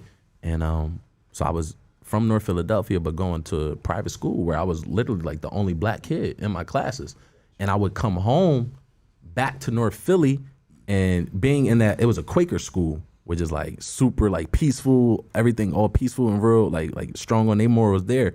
And when I would come back to the trenches to North Philly to play with my cousins and go to my grandma's crib and all that, I was always the softest out of the North Philly bunch. And then when I went to the white school, the private school, I was always way too aggressive for the white kids and, shit like that. You feel me? Yeah. So I was having trouble balancing the two and finding out who I am. And then once I got to high school and all that, I was playing ball. And I didn't start rapping until college. But, I was playing basketball. Then I went on to college. I'm the first on both sides of my family to go to college. So, shouts out to my parents for making sure they gave me that I was able to see the best of both worlds. Yeah. So I come from a really educated background, but also come from like as street as it get background too. You feel me? Like I done been through all that shit. Everything that if you can imagine, I done seen it, done it, or been involved in it. You feel me? So like it was just crazy. Like my whole shit is just like you would think I'm bipolar. I got split personalities. You know what I'm saying? But I done did everything. You know what I mean? I done seen everything. It's be so young. I just feel like I done lived 2-3 lives already. You know what I'm saying? You know what, dog? With individuals like yourself and like myself, bro. I mean, when you're talking to the corporate world, you can talk to the corporate world. Absolutely. And there's going to be a different tone in your voice. Mm-hmm. But when you're talking to the streets, dog, you can talk to the streets. Absolutely. And there's going to be a different tone in your voice. I mean, that's a part of life, and the ones that weren't able to experience maybe, just different things in life, bro, you need to have different tones in your voice, and you need to, it's just, you got to have your telemarketing voice sometimes, Absolutely, all day. And then you got to, the dude popping off with a whoop, he gonna get that other side, dog. Yeah, for sure. I mean, that's human beings, bro. That's life. Now, Casey just has the same thing across the board. Preston has the same thing across the board. I mean, for whatever reason. But yeah, bro, there's nothing wrong with that, dog. And some people just like, oh, you know what I mean? Like, you ain't dirt. You know what I mean? You ain't from the gutter. You don't smell like a motherfucking dirty diaper. Like, I don't know what the fuck, dog. Hell yeah. But y'all watch Power. Y'all watch Ghost. Y'all see how James St. Patrick was coming? Yeah. Clean as a board of hell and blow your shit off. Yeah, lucky. Let them boys clean. They wearing furs and be done took your head off. Dappa, what I could say is, what's up, man? What's up, Casey? Let's talk, baby. What we doing? Well, it's when Lucky calls me at work. Yeah. When he calls me at work, he said, "Oh, you got your little office voice on." Every time. Yeah. Because he's like, hello. Big ups to y'all, man. What are you doing? And I said, oh, you got your little office voice right now. There'll be somebody around. He's like, no, I'm just trying to file some paperwork. Shout out to Casey. Fucking Casey's a G, dog. Shout out to Casey. Casey is a G. And that's also was getting me as far as where I am too. I'm able to adapt to anything, and I'm able to communicate with anybody. You know what I'm saying? As you should. I can relate to everybody, bro. I can relate to everybody. Like you know, with y'all gang culture or whatever, you know, whoever. I know what you going through, bro. I know what it's like to lose a cousin. I know my oldest brother doing life in jail. You feel me? My oldest brother doing life in jail. My favorite cousin, my best friend, got killed last year. You feel me? Like, I know what that shit like. I've been there. You know what I mean? I've been in the trenches. I done trapped. I done did all that. You know what I mean? We done been in shootouts. We done got shot at. We done shot back. We done did all that shit. You know what I'm saying? And it's like, we don't glorify that type of shit, but it's a part of our upbringing. Especially when we coming from these major cities and these urban communities like this, it's a part of our upbringing, you know what I mean? And it's crazy, like me and my girl be having like that back and forth all the time. You know, she half white, half black, and she was born in like, you know, a super suburban family. And I was born in a super gangster family, you know what I mean? But I also was able to go to a suburban school, private school, and see what it could be like, you know what I mean? Like, I was the only one, I was catching the bus from the trenches up into the suburbs every day and watching the other 16-year-olds pulling up in Bentleys, orange guts, all types of shit. Like, these parents was doctors and chemists and type of shit like that. You know what I mean? Like, there was real millionaires at all my school. And then I would go back to North Philly, and the only people that would, like, from my block that had some money was my dad. You feel me? And it was like damn. And they always made me like see, like when I would act up in school, or like they always installed in me the values of being appreciative. So when I would act up in school, they'll, yo, take that jacket off. You don't deserve that ward. You don't deserve that cool ass jacket. Take that off and go down to your aunt crib. And now like my aunt Lou crib, like like the block that I'm really from, like the street block that I'm from, like bro, like if I would fuck up in school, my papa send me down there. And I mean, like, we sleeping on the couch. It's a 2-bedroom. It's like 12 people in there, you know, like shit that I ain't used to, you know what I'm saying? And roaches running by, rats, all types of shit in the crib. Big ass rats. We used to call him the rat Big Ben. My uncle used to be feeding the rat crackers and all that. Big Ben pop out, run across my feet, you feel me? And it was like, he's like, you ready to bring your ass home? You ready to tighten up? You feel me? So my pop always let me know, like, yo, I worked hard to get my way out the streets. You ain't put no work in, nigga, you feel me? So you need to realize that you given a golden opportunity. Man, I was up in school. I went to Temple and all that shit. I was getting straight A's, B's, all that, you know what I mean? So what was your favorite subject in school? High school or college? We'll get to college, high school first. High school, I was good at math. I always was dope in math. I like math and science. Mm-hmm. You good with numbers, huh? Yeah, I was good with numbers, always. Yeah, my dad was good with numbers. My dad couldn't read a lick, but he knew how to add 1 and 2. You knew if you owed him money. Yeah, he owed money. He was a money guy, so he was great with math. You owe me $1. Yeah, can't read for shit. Shout out to him though. Yeah, and so before we get to college, bro. Growing up, bro, like we always have the homies on here, dog, and you know, we talk about food. I mean, what was cooked in your household, bro? Like favorite dishes that were like, you know what I mean? My mom whip up, boy. Soul Food Sunday looking like Big Mama's, man. Shit. Mom does mac and cheese. We eat a lot of seafood, so fried fish, mac and cheese. Shit, my pop used to boil the crab legs from scratch, throw a little bear or a little Henny in like whatever, like a little bear in the saute. What? Listen, man, what? Soul food, fried, you already know. We fried chicken, mac and cheese, collard greens, cabbage, fried fish. Look, he rubbing his tummy. But y'all know Philly, we the home of the cheese sticks. So like being out here, look, me and my girl went out somewhere yesterday and she ordered a cheese stick. And I looked at her like, yo, you gonna eat a cheese stick from out here? Man, nothing like our cheese sticks in Philly. So it's like I could never eat a cheese steak from here. You feel me? What is the ingredients of a cheese steak out there? So a cheese steak is on a roll, and what's special about Philly is the Amoroso rolls. So we got a specific kind of roll. I think y'all call it like a sub or like a hoagie roll or something like that out here.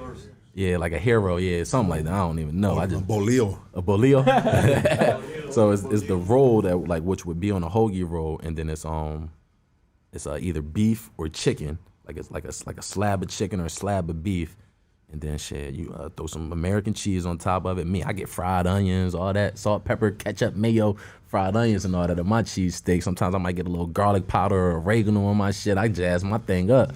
You feel me? So when she got the cheese steak out here, I was looking at her like she was crazy. You know what I'm saying? But and how was it?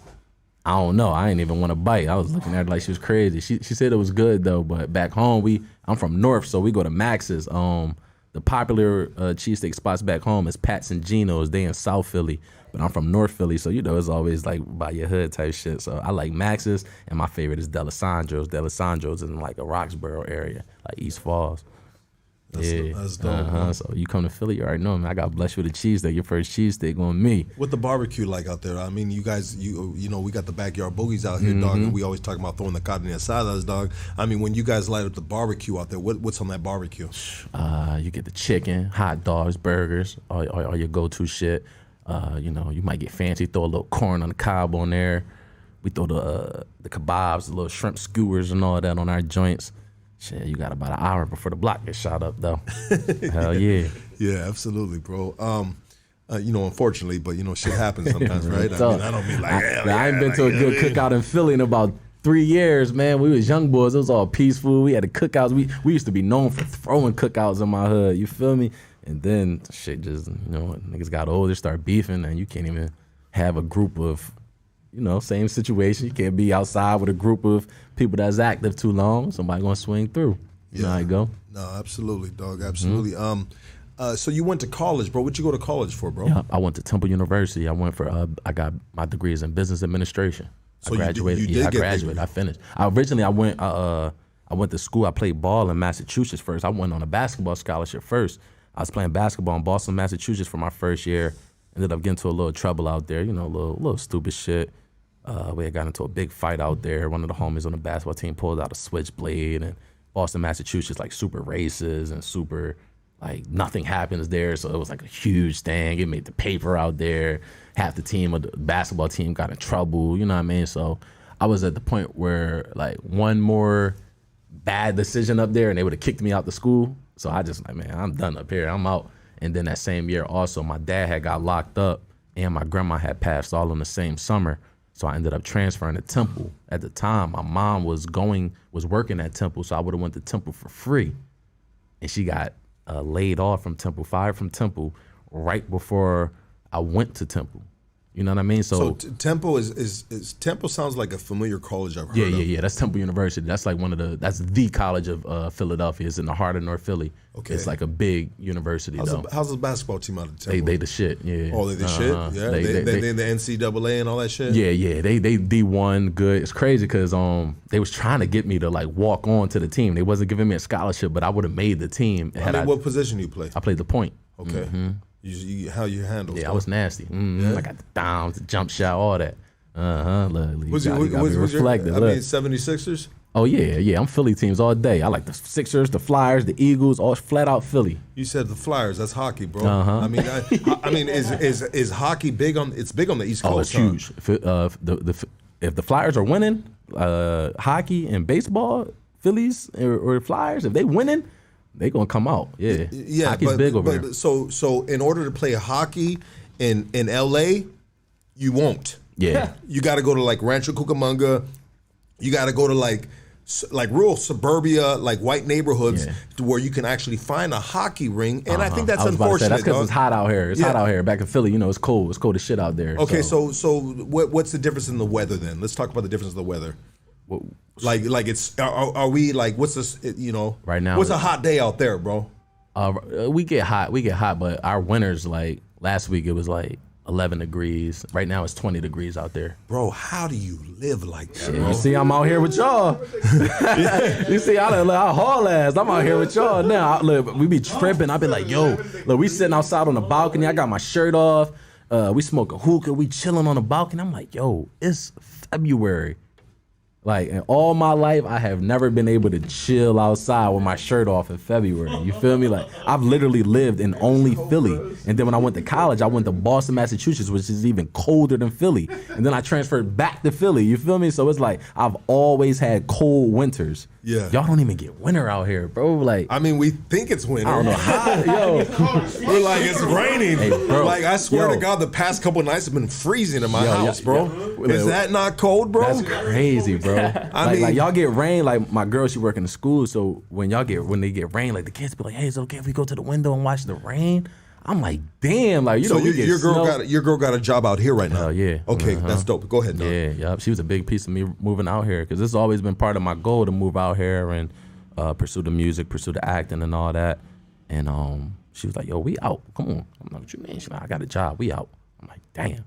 And she's like, yo, I'm gonna hold it down. She's like, I'm like, financially, I'm like, oh, I need a little time. Let me, run up a quick bag and then we go out there. Yeah. She's like, man, it's now or never. Like, you want to keep playing? She's like, I got first month, I got the security, I got last month, and I got the next month rent. You feel me? Yeah, you know what I mean? My girl came out here and dropped 15 bands on her own. You feel me? And I'm like, if she's rocking with me like that, I'm like, yo, we out. Come on, let's do it. You feel me? So, bro, yeah, that's amazing. That's not normal. I know that's not normal. Shout out to your girl, bro. Hell yeah. I mean, you got a solid one, dog. I mean, is it hard to? So, real quick, bro. So, when you tour, are you traveling with your girl? Nah. No. Okay, so how is it for a black man with a strong black queen, I mean, do you have, like, you're touring as a rap artist, bro? Yeah. I mean, you got to be a secure woman to be with a dude like yourself. Absolutely. I mean, what kind of, dialogue do we have, bro? You know, it's crazy. So this was actually my first big tour that I went on with Benny. And we was actually on rocky terms before I even went on the tour. You know what I mean? But, I was straight. Like, we was chilling. And, we wasn't really seeing eye to eye during the whole tour situation. We just started getting back on good terms and all that. But in the midst of the tour, we really was just locked in. Like, that was my first tour. And we were just so busy on content.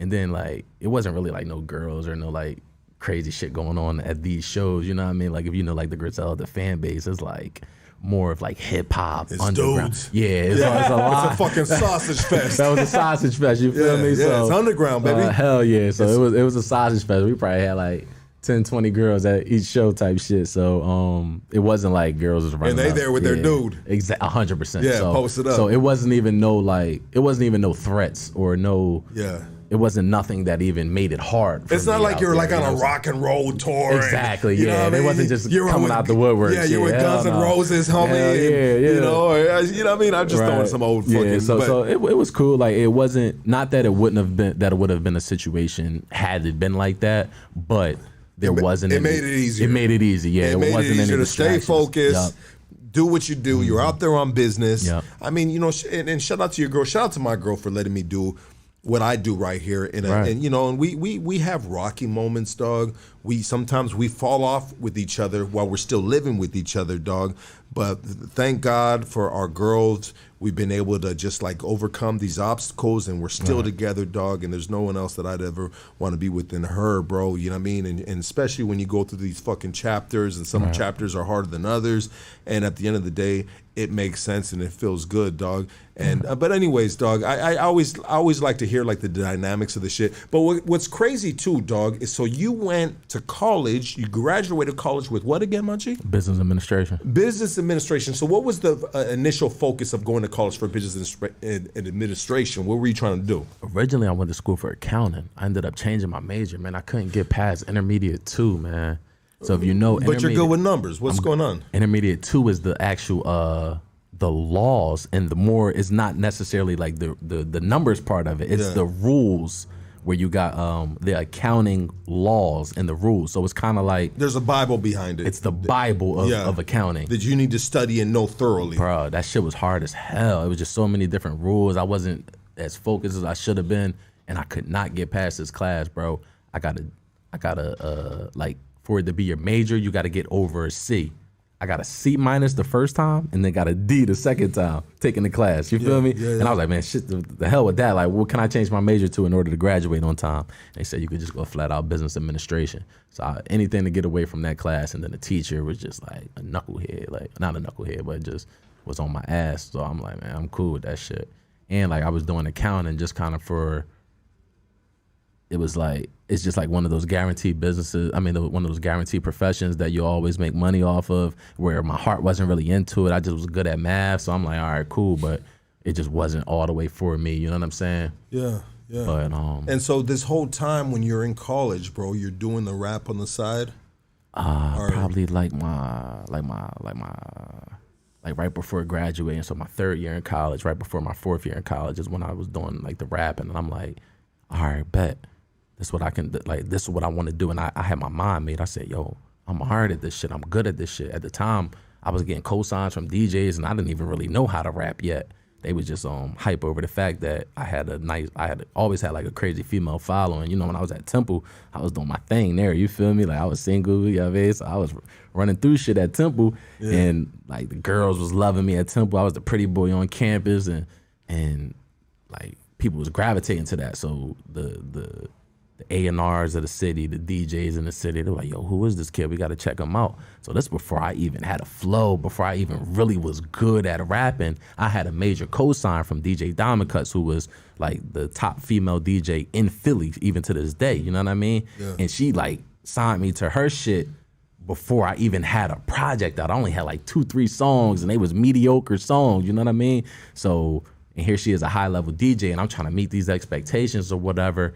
And ended up getting dropped by her, and you know we went our separate ways. Actually, DJ Diamond Cut's the one that found Lil Uzi, and she found Lil Uzi Vert, and right before she found Lil Uzi Vert, I was running with them. You know what I mean? So it was just like a crazy situation where I realized that I was on to something. I just wasn't good at it yet, and then it took me some time. I got out of college. I started making some money, started investing into this shit, and then and now we here. And now I know what I sound like. I know I got skill. I know I'm fire, you know what I mean? And it's reciprocating and showing, you know what I mean? I mean, absolutely. I mean, what was your family thinking, bro? They're like, bro, you're like, you were good in school, you did your college thing, and now you're breaking the news to everybody like, hey, I'm gonna do this rap thing. I mean, it's a tough business, bro. Absolutely. I mean, everybody, their mama is trying to rap right now, dog. Lucky for me, my mom was super supportive of it. My mom actually was a fan of my voice, a fan of my music before everybody. And, you know, that's like that one person that I always like, if it wasn't no her, it wouldn't be no me. You feel me? So it's like, that's that one person that if she say it's cool, it's cool. Like, all right, she's like, yo, I like your music. You sound good. I like what you're talking about. I'm like, damn. So my mom say it's cool. And then my pop was like, yo, you hot? And then I took the shit back to my block and my brothers and you know, everybody from the hood was like, yo, you hot, you go rap. Shout out my cousin Doe. My cousin Doe, that's the one that got killed a couple years ago, but he was the first person to put me in the studio. My condolences, bro. Hell yeah, appreciate that. And he was rapping at the time, and he was taking me to the best studios and all that. And when I was coming around, it was just like, you know, when you're around that energy, you know what I mean? You feel when you're in the presence of like a star or somebody that got that shit, you know what I'm saying? Yeah. And that's what it was. Like I was just feeling that shit like, yeah, like I got this shit, you know what I'm saying? And when we came back to the block, Doe was already rapping, and we played the song that me and him did. And it was like, yo, like Dap sound better than you, Doe. Like this name, he was like, shit, that's cool with me. You know what I mean? He was like, that's cool with me. I want him to sound better than me. And that was my cousin, man. He was rocking with me from the beginning, man. Hey, let's take a quick break. I gotta use the restroom. Let's take a quick break. We're gonna come back. Yeah, are you down to do maybe a freestyle or something? Nothing to rap. That's the easy part. Let's do it, baby. Let's take a quick break, and we'll be right back. 1 second, everybody. Let's go. Overlay. And if you guys want to donate, that's where to donate right there. That's the fucking Cash App. Apparently, YouTube takes about 40%. What's up, man? Drop some comments. While Luck in the bathroom, I'm gonna talk to the people that's commenting and all that. Okay. That's cool, Luck? Yeah, that's cool. Let me see what we got on there. I seen somebody up from Allentown had tapped in. Yeah. Shout out to Allentown. Shout out to whole Pennsylvania. What we got? Man, just come out of retirement. Come on, man. Pop out retirement. What's up? Lucky is a jailhouse. What's up in my hood? Get at me. Shout out to you. What we got?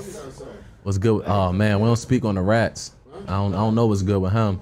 Shout out to DAPPA. What's up, Filthy Rich? I see you been tapping in. You been here from the rip, bro. Shout out to you. Shout out to San Fernando Valley. Way better guest than. Hey, so one comment asked, is Philly getting worse with the use of drugs?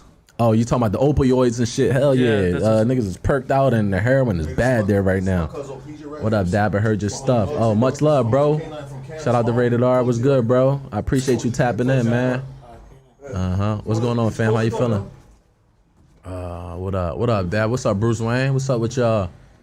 What's that? Did they try to shoot you last time out here, big dog? Shit, they ain't try to shoot me. They just started throwing that shit. I was out here, though. Almost got my ass hit. I was cool, though. Northeast Philly. What's up, Northeast?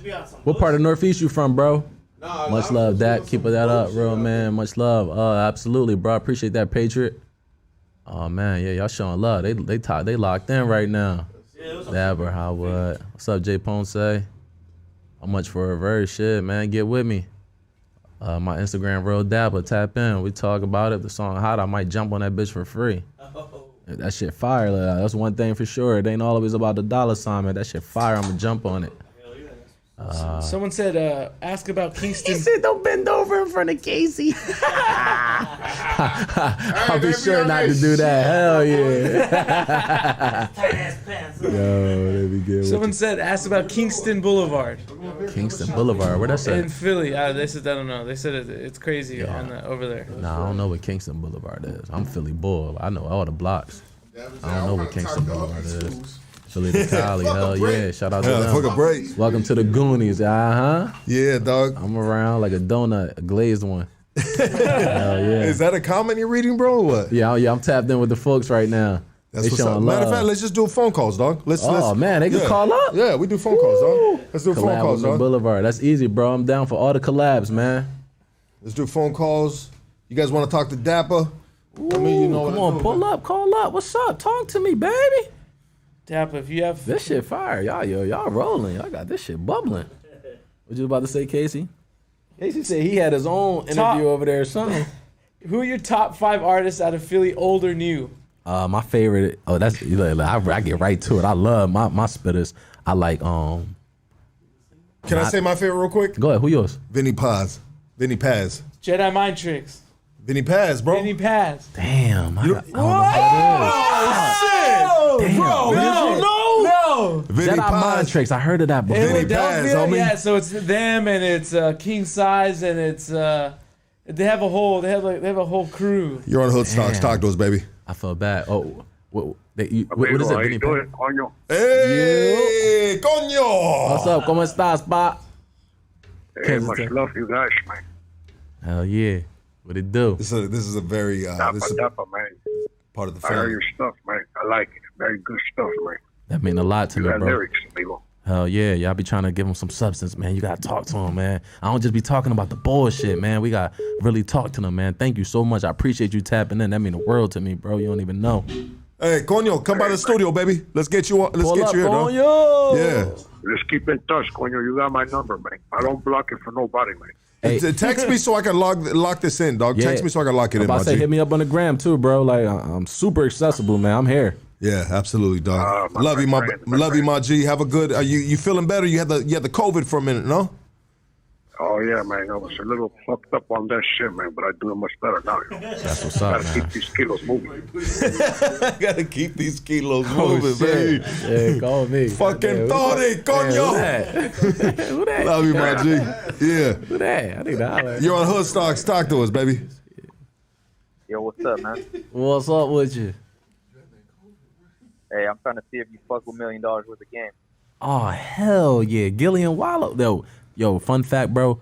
Gilly was the first nigga to give me a verse for free, bro. I was in the studio. We was recording at the same studio. I was riding my bike from Temple down to 444 building. If anybody know, that's like a 10-minute car ride, 30-minute walk, 25-minute bike ride. I rode my bike in a thunderstorm in the rain. I came in the studio soaking wet. That's how hard I wanted that shit. I mean, how bad I wanted that shit. And Gilly was like, yo, DAPPA want that shit, bro. And he hopped on the song. This around the time Gilly was popping with the music shit, too. Shout out to Gilly. Shout out to Wallow. Wallow showed me a lot of love, too, man. Hell yeah. Hell yeah, I love $1 million worth of game. That's dope, dog. I mean, are you more on the lyricist side, dog? Yeah, for sure. I would say so. I listen to music, bro. I would say so, believe dog. so. Mm-hmm. Am I tripping, bro, or do I hear a little bit of a Drake cadence in your shit? I love Drake. Have you got that before? Yeah, I get I be getting a lot of comparisons to like Big Sean and Fabulous. Okay. Fab. Yeah. And you know what it is? It must be kind of like a cadence or something, dog. It's that and it's the soft voice. I got like a soft voice. I can sing a little bit. You know what I'm saying? Yeah. That's what's up. Hey, my G, thank you for calling, doggy. Hell yeah. Shout out to you, bro. All right, man. Shout out to the Oh, day. Yeah, brother. Yeah. Anybody else want to call in? Go ahead. The phone line is right there. The phone line is active. Go ahead and call in. We need to clear this up. No. Jedi Mind Tricks, Vinny Paz? I heard of Jedi Mind Tricks. I don't know though. I wish I could play one of his songs on here without getting hit with fucking copyrights, bro. Yeah, I wish I could, dog. Oh shit, I gotta tell you. I'm gonna play it afterwards, bro. Before you leave, you're on Hood Stocks. Talk to us, baby. What's up, Lucky? It's Wolfie, homie from Monte. What's cracking? Yeah, Wolfie, what up, baby? Hey, what's up, DAPPA? What's up, Kanan? What's up with you folks? How you? I'm doing good. You know what? I haven't called in, though. I've been working late. And I just wanted to call in and appreciate this whole conversation that you two got, because it was this is the one, dog. This is the one that we've been waiting for. Yeah. As far as like what happened and this and that, because I remember Lucky just with the phone in his YouTube, and I was wondering like what's going on over here, like yeah, that shit was wild, bro. Stock, baby, like it's crazy. That shit was wild, man. So, and that's how you know they always count on my boy KC, and honestly, DAPPA. What was Casey's vision in that moment, dog? Did he put on his skirt, dog, and did he go all fuck wild and like, I'm not involved? Hey, dog. I'm gonna tell you. You know what I'm gonna do, dog? You know what I'm gonna do? I was talking shit to Casey earlier today because me and the boy Preston, our photographer, we got into a little heated discussion. But check it out, dog. That's what brothers do. Okay. Sometimes we have a heated discussion. Thank God that it didn't turn into something else, which it could have, dog. Because he ain't no punk, I ain't no punk, but we brothers, dog. You know what I mean? I'm glad it didn't, dog. But anyways, I was mad at Casey because Casey and I asked him a question to clarify shit, and Casey put his vagina between his legs, dog. You know what I mean? And said, he goes, I'm building a fucking TV stand right now. I ain't got nothing to say. But anyways, when that happened, Casey was one of the biggest G's, dog. He handled that. Bro, you know what? He handled that shit like a gangster, dog. I was so impressed by him, dog. And I got a lot of love for KC. I got love for Stock all day. All the fools from Monte made like that, doggy?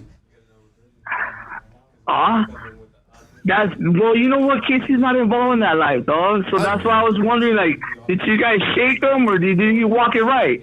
He walked it right, dog. He walked it right. That's what I want to hear. You know what's crazy? That's what I want to hear. You know what's crazy, bro? Everybody that was out there walked it right. Like when me and K9 spoke on it, he was like, yo, bro, like I should send my respect to you and your folks because y'all stayed solid, bro. Like, you know how this shit is with the LAPD. Like, y'all get the reports. Y'all know who said what. You know what I'm saying? So it was like... No. I mean, kept it straight that's solid. What I'm talking about, baby. Everybody was solid, man. Shout out to everybody that was involved in that shit.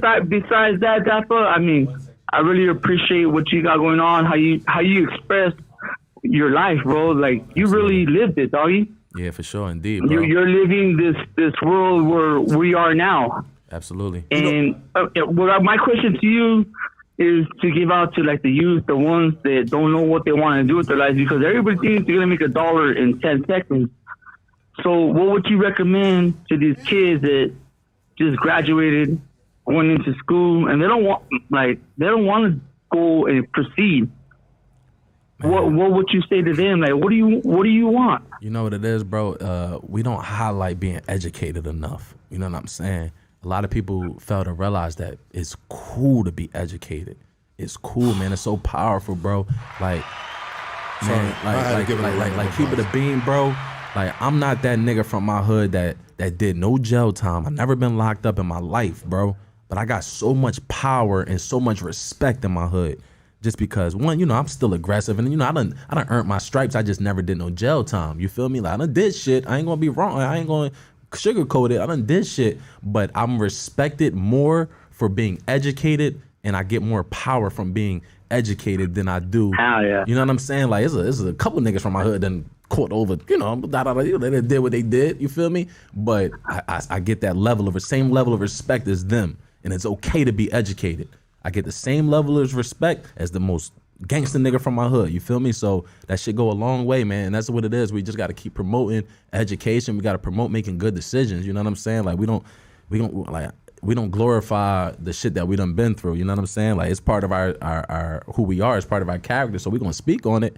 But at the end of the day, we don't glorify that shit. And my main what I would suggest to them is just to stay solid, keep your head in the books, Try to do something other than what everybody else is doing. Don't be negatively influenced. If you happen to get in situations, you get in situations. It is what it is. But at the end of the day, write your own book, take your own path, and make your own decisions for yourself. I love it. I love it. Dropping them gems, baby. It's up to you if you want to pick them up. Pick them up, man. Pick them up. I love it. Lucky, you doing what you're doing, and shout out to Jabs from Sanga. I tried to call earlier. Sorry about that. You but missed that, bro. I got so much going on, and honestly, dog, I really want you guys to reincarnate the scenario with KC with his Alice in Wonderland dress when the Buddhas come, dog. You know what? Next Halloween, bro, we're gonna hang them upside down in the dress during the fucking Halloween interview, dog. You know what I mean? That's what we're gonna do, dog. That's right. Hey, you guys keep it feed, man. No. Much love, that's it. Yeah, and that's another thing too, man. I don't want to like say education, because that is a true thing. That school is not for everybody.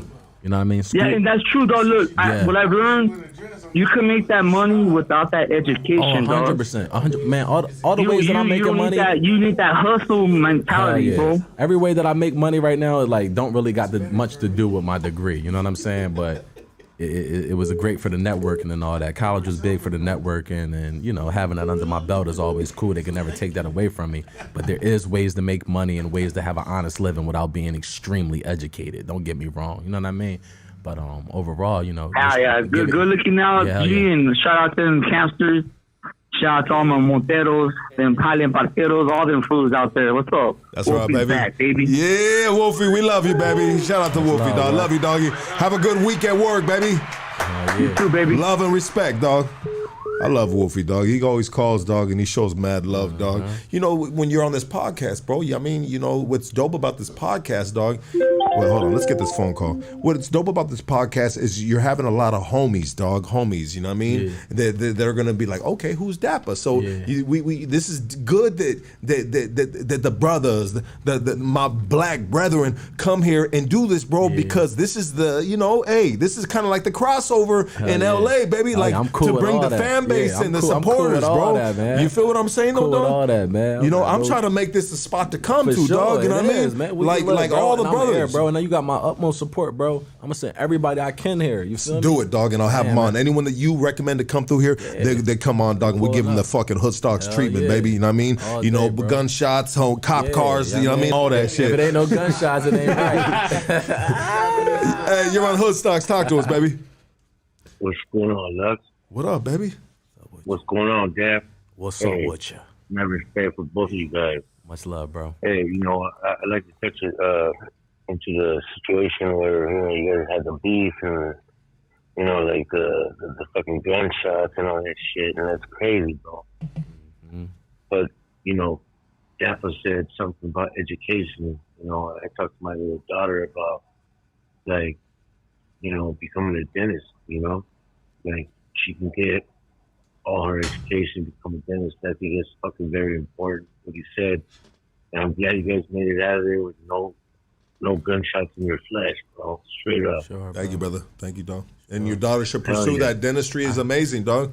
You know what I mean? And, you know what I mean? You know, if you never need anything done, dog, you know what I mean? You know, you can get to, you know, you can have her work on your shit too, dog, or whatever. I'm just saying, dog. A smile is a million miles, baby. I was, bro. Yeah, I'm a dental tech. And that's such a major thing, bro. Like, you know, like it was said before, like, school ain't for everybody, but let's just try to install that in our kids. Try to install that in the next generation, that it's okay. It's cool to be in the books. It's cool to be a nerd. It's cool to do other shit. You know what I'm saying? And like, you don't gotta be no gangster. You don't gotta be doing what everybody else doing. You feel me? Like, a lot of that shit is just from circumstances, you know what I'm saying? Like how I just told you, like my hood ties wasn't by choice, you know what I'm saying? I was born into that shit, like majority of us are, you know what I'm saying? You're born into your neighborhood. Yeah. You're born into that shit. But the best thing that we can do as the older homies and as the OGs coming up, we just tell our kids to stay in school and just try to show them different shit, you know what I'm saying? Just it don't even gotta be school, you know what I'm saying? Like, yo, I'm gonna show you that you could play soccer. I'm gonna show you that you could play basketball. I'm gonna show you that you could be a dentist. I'm gonna show you that, you know what I mean, you could be a chemist. Like, and that's what it is too. It's just the exposure to different shit. You know what I mean? We gotta expose our that next generation to multiple things. They can't just see what we doing. If we gang banging, if we trapping, whatever we doing, they gotta also be able to see boom, boom, boom, chemistry, dentists. You know what I mean? They gotta be exposed to that shit. If we don't expose them to them, then how they gonna know what's out there? How they gonna know what they want to be in life if we not showing them what they could be? You feel me? Hey, my G, thank you for calling in, dog. Have an amazing week, Shout out dog. to you, bro. I hope baby girl do everything that you want her to do, man. Buenas noches, doggy. You know, bro, so my time in the prison system, dog, so you had cats like me, dog. I had all the war doggies. I had all the war stories, dog. Let's take this call from Bullhead City, Arizona. Can we get a war story from Lucky, man? Don't y'all want to hear a war story from Lucky? I want to hear what the fuck was going on in there. You on Hood Stocks? Talk to us, baby. Oh, Hood Stock. Hey, Lucky. Hey, what's up, homie? I just want to say, fuck you. I love you too, baby. I love you too. That's how we show love, right? Yeah, hell yeah. If you ain't saying fuck me, dog, then you ain't fucking with me, family, dog. You know what I mean? Straight up, dog. I'm about the tough love. Like we talked about being aggressive and shit, dog. Yeah. Like I respect a motherfucker who will say fuck you, dad, like to the face, dog. Right. And be like, you know what, my boy, I love you, dog. That is hard as fuck, dog. Because everybody will say fuck you behind your back, dog. But the dude that says fuck you to your face, dog, that's the real love, dog. That's the motherfucker I need to fuck with, dog. And that's what's all behind that. I did that from the beginning, dog. Yeah, what up, doggy? Talk to us. You calling from Arizona? Yeah, homie. Anyway, I'm trying to say fuck you to everybody. Fucking Pepita. Yeah, fucking Pepita. Fuck Pepita. Fuck Daisy. Fuck Casey. I mean, this dude's got a million aliases, dog. You know what I mean? Straight up, dog. So this fool showed up with a dress for Halloween, and I looked at this fool and I said, fucking Pepita. I gave her a name, dog. You know what I mean? Anyways, I love you, my boy. Thank you for calling, brother. Oh, man. Thank you, homie. Yeah, absolutely. So what I was gonna say, dog, is I was the dude that always had the war stories on the yard, bro. You know what I mean? I did 13 years in the prison system. I got numerous numbers. I actually got 3 numbers in the system. I got a J94506. I got a T89010, and then I went to Arizona one night, and I partied too hard, and I got a 269747. That's my ADC number, dog. But anyways, bro, you know, I always got the war doggies, but I was always impressed.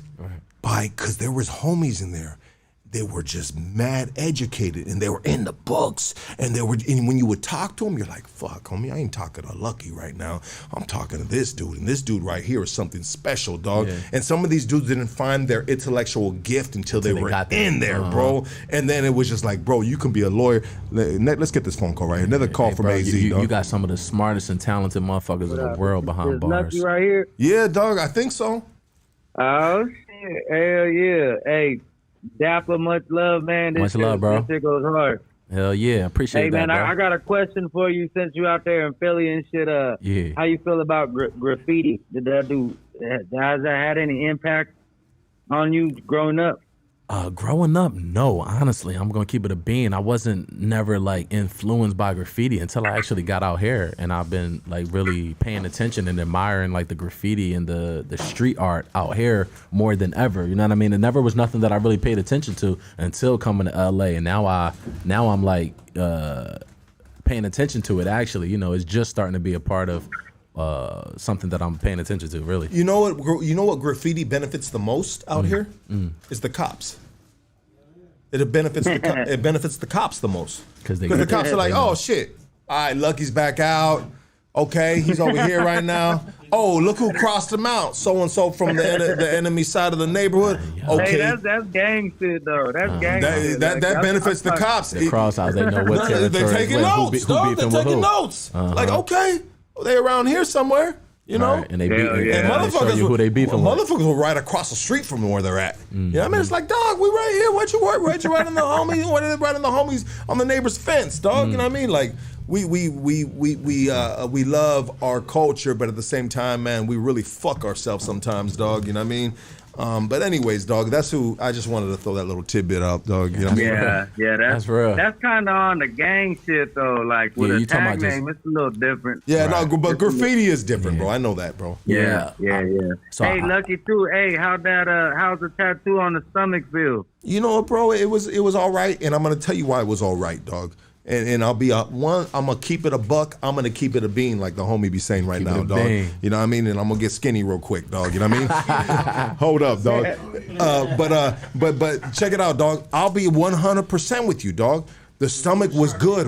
Why was it good, dog? Because you know what, homie? I'm an Amazon Prime member, dog. And what does that got to do with anything, dog? With the punch of a button, homie, I can get this shit called numbing spray, dog. And I'll be real, bro. I got the numbing spray, dog. Call me what you want, dog. Bro, check it out, dog. When I first got this shit on my stomach, it was in 1996, dog. And it was in the penitentiary. It was in Susanville State Prison, dog. So you went to that. And the needle had a burr on it. And if somebody doesn't know what a burr on it, it means the needle has a hook on it that you can't see. So when it goes in your skin, it pops the skin back out, dog. It was one of the most painful things I've ever been through, dog. And I got traumatized when I initially got this. So me getting my stomach tatted, dog, is something that was already there since 1996. And I'm trying to just like, sometimes you got to revamp the tattoos, baby. I'm like an old car. You got to fix that bitch up. Oh, what you need? You need a new bumper? Okay. New tires, new engine. That's what I do to myself, dog. I feel you. Hey, man, but he just showed me that shit. That shit fire, too. Hey, if you ever come out to Tucson, AZ, man, I got you on a free tattoo. Check me out, Rooster Beat TV on my Instagram, man. I be getting down with that shit. Tag me on something. I be out here, tag me on something right now. Tag me on something right now. Me and DAPPA will look at your work right now. I'll look at it right now, dog. Hey, and is it good, though? How long have you been tagging for? How long you been tagging for? Yeah, since 13 years, dog. 2008. Put that work in. 2008? Yeah. Okay. Nah, man, hey. What's your... I didn't even expect to get through to this motherfucker, but hey, Nate No Face out here in Tucson. Yeah, I see you with the intro. You always you popping off with that motherfucker be sounding like Marilyn Manson and shit. I love that shit. Yeah, like, baby. Yeah, the whole collab with you and Nate No Face, like just salute from Tucson, Arizona, homie. Thank you, baby. I love you, dog, and I love all my brothers here, from AZ. I went out there and I did time out there, like I told you. So I was in the yard with all you fools, dog. Yeah. You know what I mean? But you guys taught me how to use a microwave with spreads, dog. You know what I mean? So shout out to you, motherfuckers, shit. dog. Yeah, dog, and you guys welcomed me into your yards and your home, and I have nothing but the utmost respect for my AZ brothers, dog. Hey, man, like I said, if you ever in Tucson, dog, I'll shoot you a free tattoo, dog. Just homie, tag me on your shit right now, homie. Yeah, let me see if I got enough gas money, homie. I got my YouTube shit going, all that too. So shit, man. Much love and respect, dog. I'm gonna let y'all go get to these other calls. Yeah, thank you, brother. Much love, homie. Absolutely. I mean, how do you feel about tattoos, dog? I love tats. You know, I'm tatted too. Yeah, dog? Yeah, I'm tatted. Okay. It's crazy. I was just talking earlier. I was like, man, I gotta get me another tat. I'm trying to get a sleeve. I'm gonna get my whole arm sleeve. What do you want to? What would you get, dog? What are you thinking? So I want an owl. I want like a clock, and probably some other shit. I don't know, man. I just want a nice little. What would be the representation of an owl? Because an owl is an interesting tattoo. Because a lot of people get owls and they have their own representation of what the owl means. Temple University is the owls. Our There you go. mascot is the owl. So that was the main thing, and then just being wise and the wisdom and all that. Why are owls? That's interesting. Why are owls known to be wise? Was it that old cartoon with the owl, the wise owl? What was that shit called? I'm gonna research it. Huh? They're watching everything. Because he knows how many licks it takes to get to the center of the Tootsie Pop. There he goes. Pick it up, There bro. goes Casey. Yeah, there he goes, dog. Shit, turn his mic off, bro. No, just fucking. That was actually the owl that I was thinking of, dog. Yeah, bro. Yeah, you know what I mean, that's a smart motherfucker. I mean, you know how many? I want the temple owl, and just some creative shit around it. So that's like one of my next tabs. My last tab was my daughter. I got my daughter's name on my hand. Her name Victory. Yeah. I love that name, bro. Named after Nipsey. Nipsey's one of my most influential rappers, man. But you're out of Philly. That's right. It's crazy. I love Nip. I was like, bro, when Nip passed and all that, everybody from Philly was reaching out to me like, yo, you was the first person to put me on Nip. Like, when I was at Temple, one of the linebackers from the football team was from LA. And he was like, yeah, you need to get on Nipsey. You need to get on Nipsey. He was popping his shit. And I'm like, all right, I'll listen to that. I'll listen to the LA nigga, this and that. Man, I ended up loving Nipsey, bro. I got big ass painting in my crib of Nipsey and all that, bro. This like my daughter named Victory after Victory Lap, bro. I love Let's go, Nip, baby. bro. Let's go. Hey, you're on Hood Stocks. Talk to us. Hey, yo, Lucky. Wolf is back again. What's up, Wolf? What happened, dog?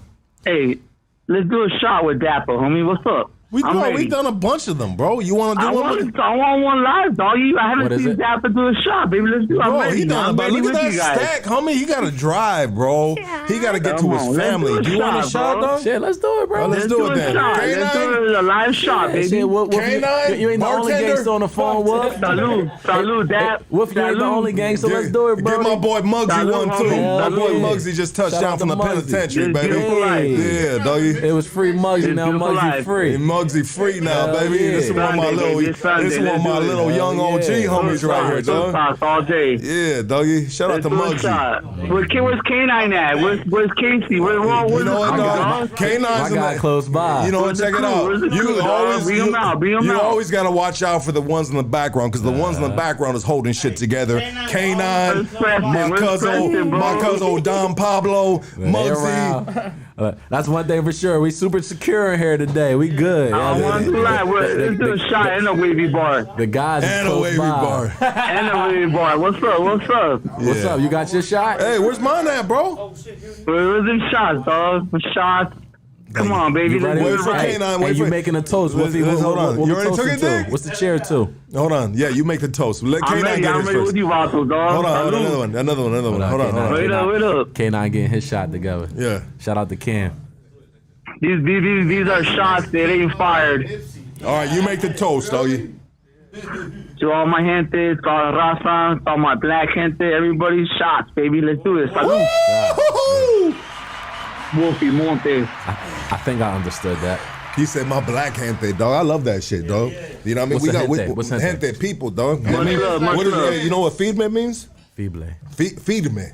Gente is heads. Like, this on my hands, like my everybody. Hands, yeah, my people, dog. My gente, my family, dog. I mean, feedme means. You know what's crazy? I actually understand Spanish very, very well too. Yeah, what you understand. I was an honors Spanish 4 in high school. Well, we got slang out there, dog. We got slang. Yeah, so it's different. We got slang shit, dog, like street shit, dog. You know what I mean? But I mean, how do you feel, bro? So let's talk about some shit, dog. Let's get a little.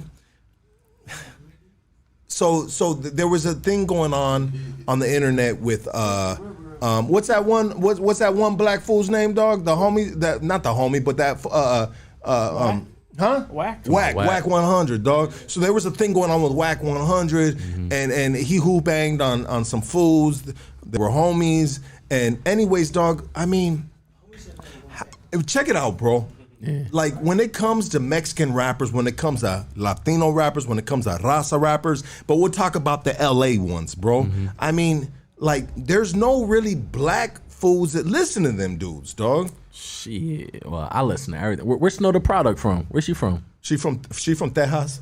Yeah, she's bad though. I love Snow. Do you love what you see, or do you love what you hear, or is it a combination of both? All hair. Yeah, no, she's dope, bro. It wasn't. She's like beautiful and she can flow. You know what's crazy? I was listening to Snow before I even seen what she looked like. You know what I'm saying? I fuck with Snow raps. But why wouldn't? So let's talk about Snow the product, dog.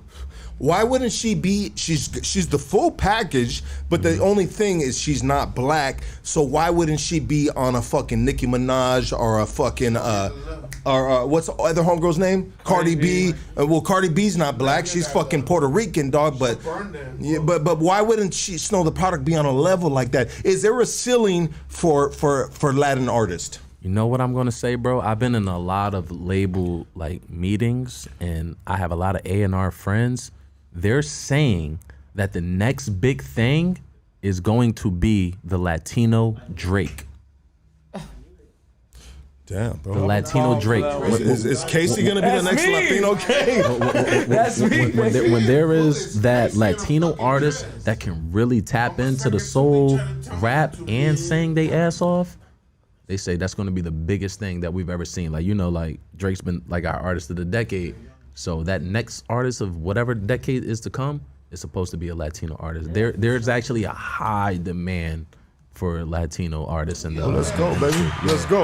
So can I? And I've heard this from huge A&Rs. Can I interject on this? So there's a fake Latina artist that's buzzing around who actually is very in the rap world. Her name's Rosalia. So I feel like I heard that name. Yeah, exactly. Because you hear she's blending with hip hop, but she is actually from Spain, so she's European, but she makes Latino music, which is obviously. But it doesn't. You know what, bro? We need them to be from either Cali, but preferably Southern Cali, dog. Fuck them, bitch. No, I'm just kidding. We need them to be from out this way to really solidify, dog, that they're fucking with the people out here, dog. So check it out, dog. It feels like this, dog. When it comes to the art of hip hop, so the art of hip hop is created by the African American community, dog. That is their baby. They created that shit, dog. They made that shit amazing. Like in the 90s, bro, there was homies that were rapping, dog, and if you brought in homie rap in my whip, dog, if it was a CD or a tape cassette, that shit would go straight out the motherfucking window because I was bumping only, you know what I mean? I'm bumping Wu-Tang, homie. I'm bumping Dre, I'm bumping Snoop, I'm bumping fucking, you know what I mean, Bob, all the shit in the 90s, right? The poppin' shit, the Loonies, you know what I mean? Fucking all the Bay Area rappers, dog, because they had the gangsta crazy shit, dog, you know what I mean? But it's just like, it's there. So what I'm trying to say, dog, excuse me, dog, my point I'm trying to say is we understand where rap music came from, but is there room for a light-skinned brown brother of Mexican descent from LA or Southern California to get that money, bro? Because is there a I feel like now the game is the least biased that it's ever been in the history of hip hop. You got gay artists coming out that are huge.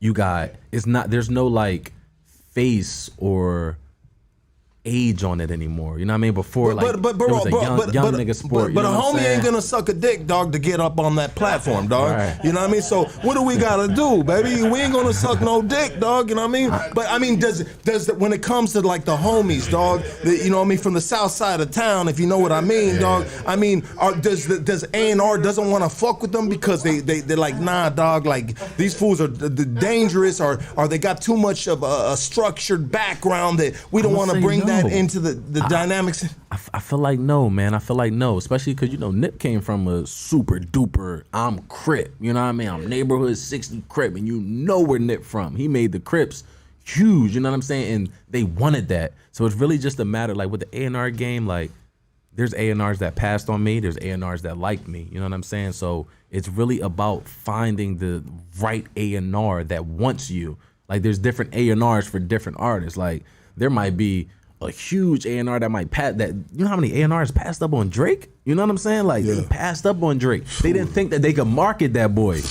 There's A&Rs that said, I can't market you. And there's A&Rs, that's why their wives left them. You real stupid shit, motherfucker. Real shit, come on, bro. And that's the thing. It's definitely like, bro, like once one catch steam, and it's like, you got to make that shit undeniable. And that's what any and everybody, like Benny and them, they made that shit undeniable.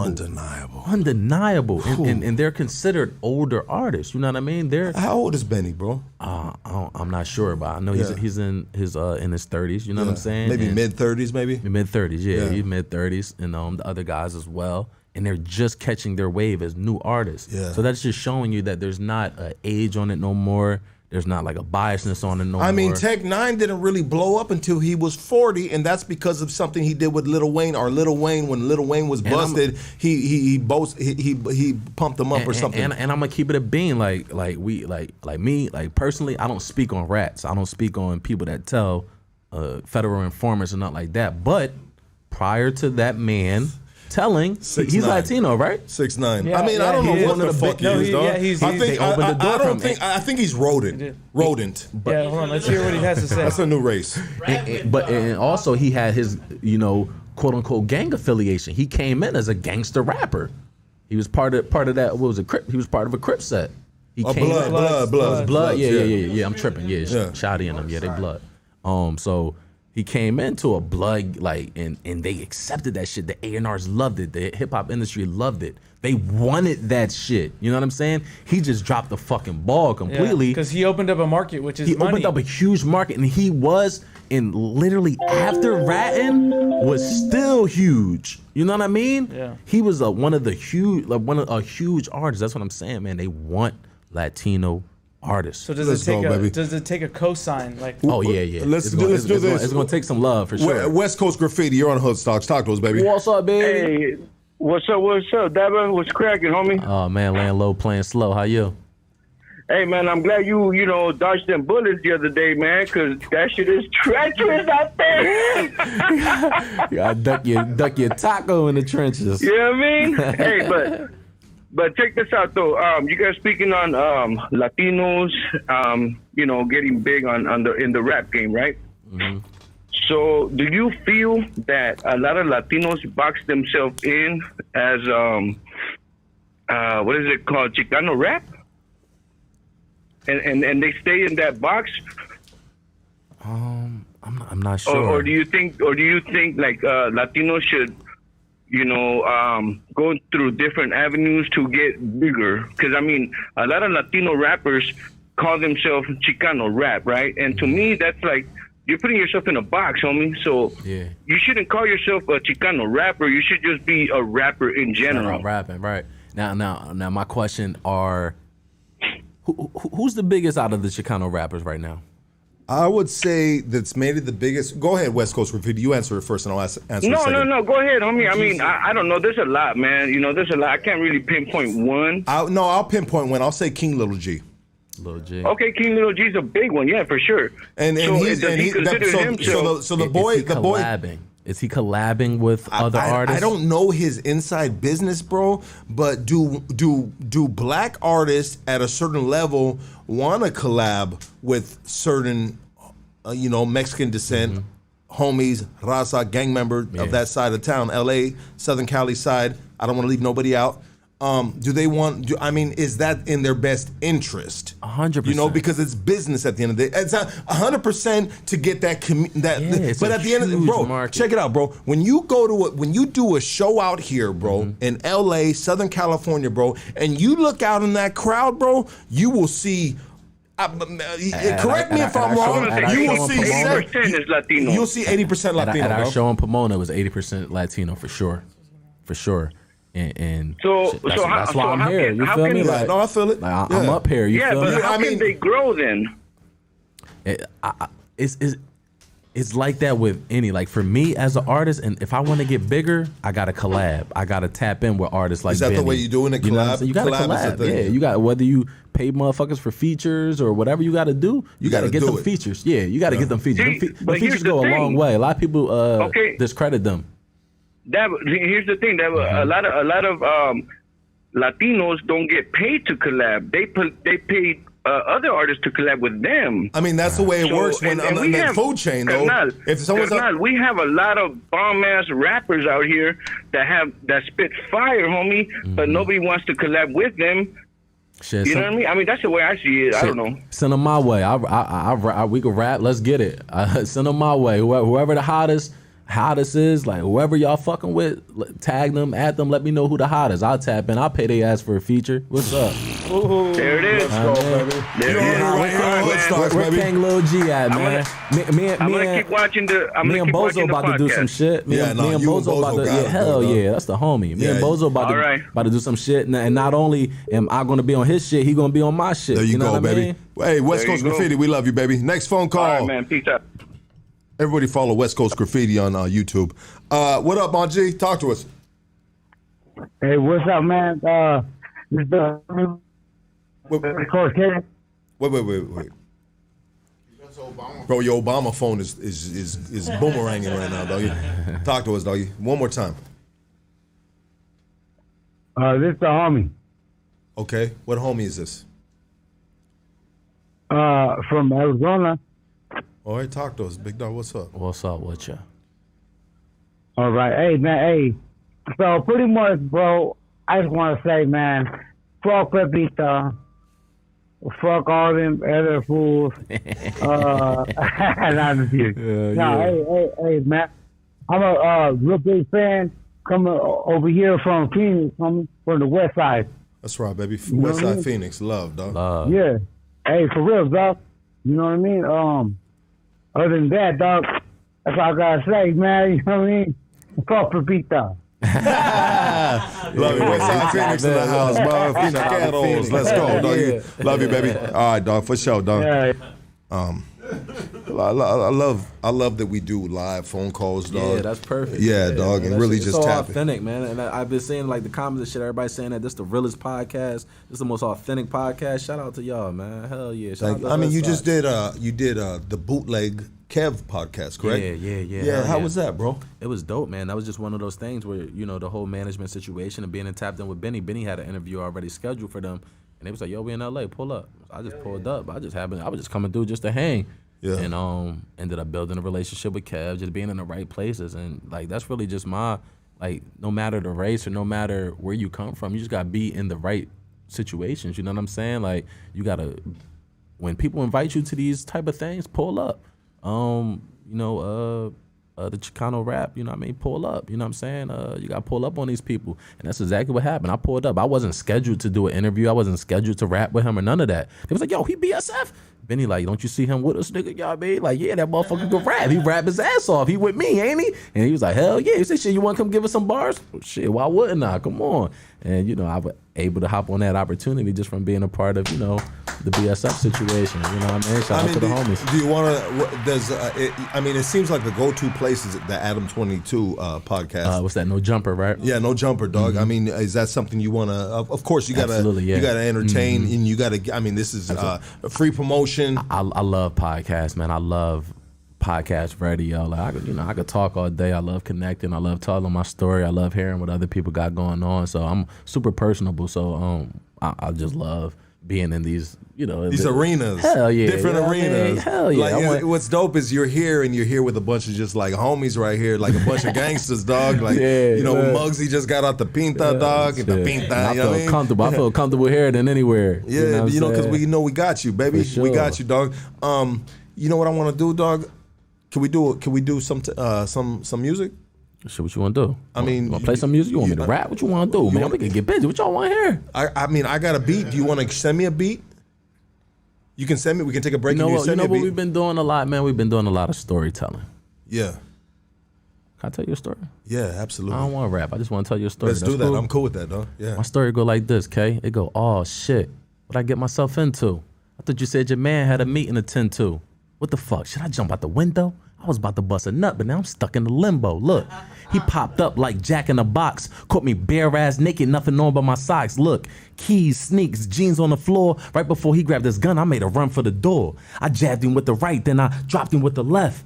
Took off running, jumped down a flight of steps. I'm asshole naked, diving over the couch. Caught my balance, hit the back door and was out. Look, I climbed the fence, I heard some pit bulls barking. Then I heard 4 shots ring from his Larkin. Pow, pow, pow, pow. As I'm darting down the street, I saw my life in a flash. I can't believe I risked my life for a piece of some ass. I risked my life for a piece of some ass. I can't believe I risked my life for a piece of some ass. Look, I risked my life for a piece of some ass. I can't believe I risked my life for a piece of some ass. Telling a story, I had my mother concerned. She told me get a burn just in case he ever returned. But all along, I just wish the tables returned some. He made sure this mistake be one that I learned from. Look, my wallet was in my pants, so he found where I lived. A week later, homie popped up at my crib. It was a Friday. My bedroom faced the driveway, so his lights hit my window when he pulled in sideways. I turned the TV and peeked out of the blind, staggering out the car. There he was, drunk out his mind, his hand on his side. So now I'm reaching, digging for mine. What the heck? I ain't even put the shells in it yet. I'm sweating bullets while I'm loading the joint. He went to bang on the door, but my mom was on point. Look, I ain't even know she be strapped. He started shooting at my crib. She started throwing it back. I get my mom in the mix of this shit. Look. Real shit, you know, the true story, man. My mom a fucking gangster. I told y'all niggas I come from a fucking heritage of gangsters, nigga. Listen, I got my mom in this shit. I risked my life for a piece of some ass. I can't believe I risked my life for a piece of some ass. I risked my life for a piece of some ass. I can't believe I risked my life for a piece of some ass. Look, months go by. I'm fresh off tour, wrapping up a final show right at Hoodstock. Sold out event. As I'm rocking the stage, I seen a face in the crowd that was covered with rage. Look, the lights was bright, so I couldn't pursue. Then I walked to the back and got a text at the blue. It read, baby, I think it's a must that you know. This crazy motherfucker's supposed to be at the show. I knew I seen his number before, but I was unsure because the name it never was stored. That's when it clicked. This my old head chick from the 5th with the lips, the one that I got caught with. I guess a man had to turn me to Swiss, some shit. Let me take a quick piss and get out this bitch. Look, before I even had a moment to blink, there he was in the mirror when I lit from the sink. Pow, pow, pow. I go by DAPPA, man. Oh, let's go, baby. Oh, my God. That's probably one of the best freestyles we had on there. We've had some gangsta-ass freestyles, baby. You know the vibes, man. DAPPA on everything, man. Real DAPPA on all social media. Fuck with me, man. Spotify, Apple, all that shit, man. I'm up here with the gangsters, man. You know the vibrations. Yeah, you felt that shit. I'm here. Look at all them flames on that shit. They know what's going on. Y'all tapped in. That's how I know, man. Y'all like that real hip hop, man. If you got a fire artist luck, man. If anybody that you could recommend me to, that's like on some shit, I want to collab with them, bro. I'm gonna shoot them your way. You said Kang Lil G. I gotta tap in. I really want to think about it, dog. I really want to think about it, and I want to make sure that it's a gift on and it's a cosign that there's a blessing from both sides. Yeah. Right? Like I want to make sure that if I send somebody, look at that shit lighting up, dog. If I send somebody away, dog, and I know you said, look, if you send them my way, I'm gonna fuck with them, dog. Yeah. Then I really want to be like methodical about it, dog, and I really want to pick the right person, dog, to send your way, and dog. that's the thing. They don't gotta be the biggest. You know what I mean? They don't gotta be the whole. No. I'm like, bro, you see me, bro. Like we genuine, bro. We organic, bro. If I fuck with them and I like their music, I'm like, we gonna do it, bro.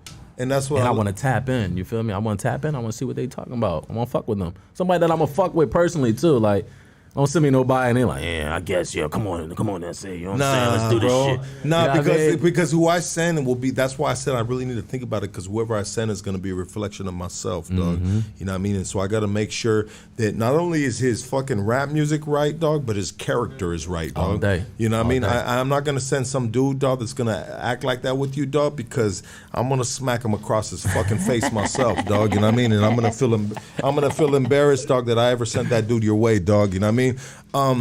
Before we head out of here, dog, we're already over 2 hours on this, dog. So you showed up to the community event we had with Dwight Howard. All day. That's what I'm all about. That was easy.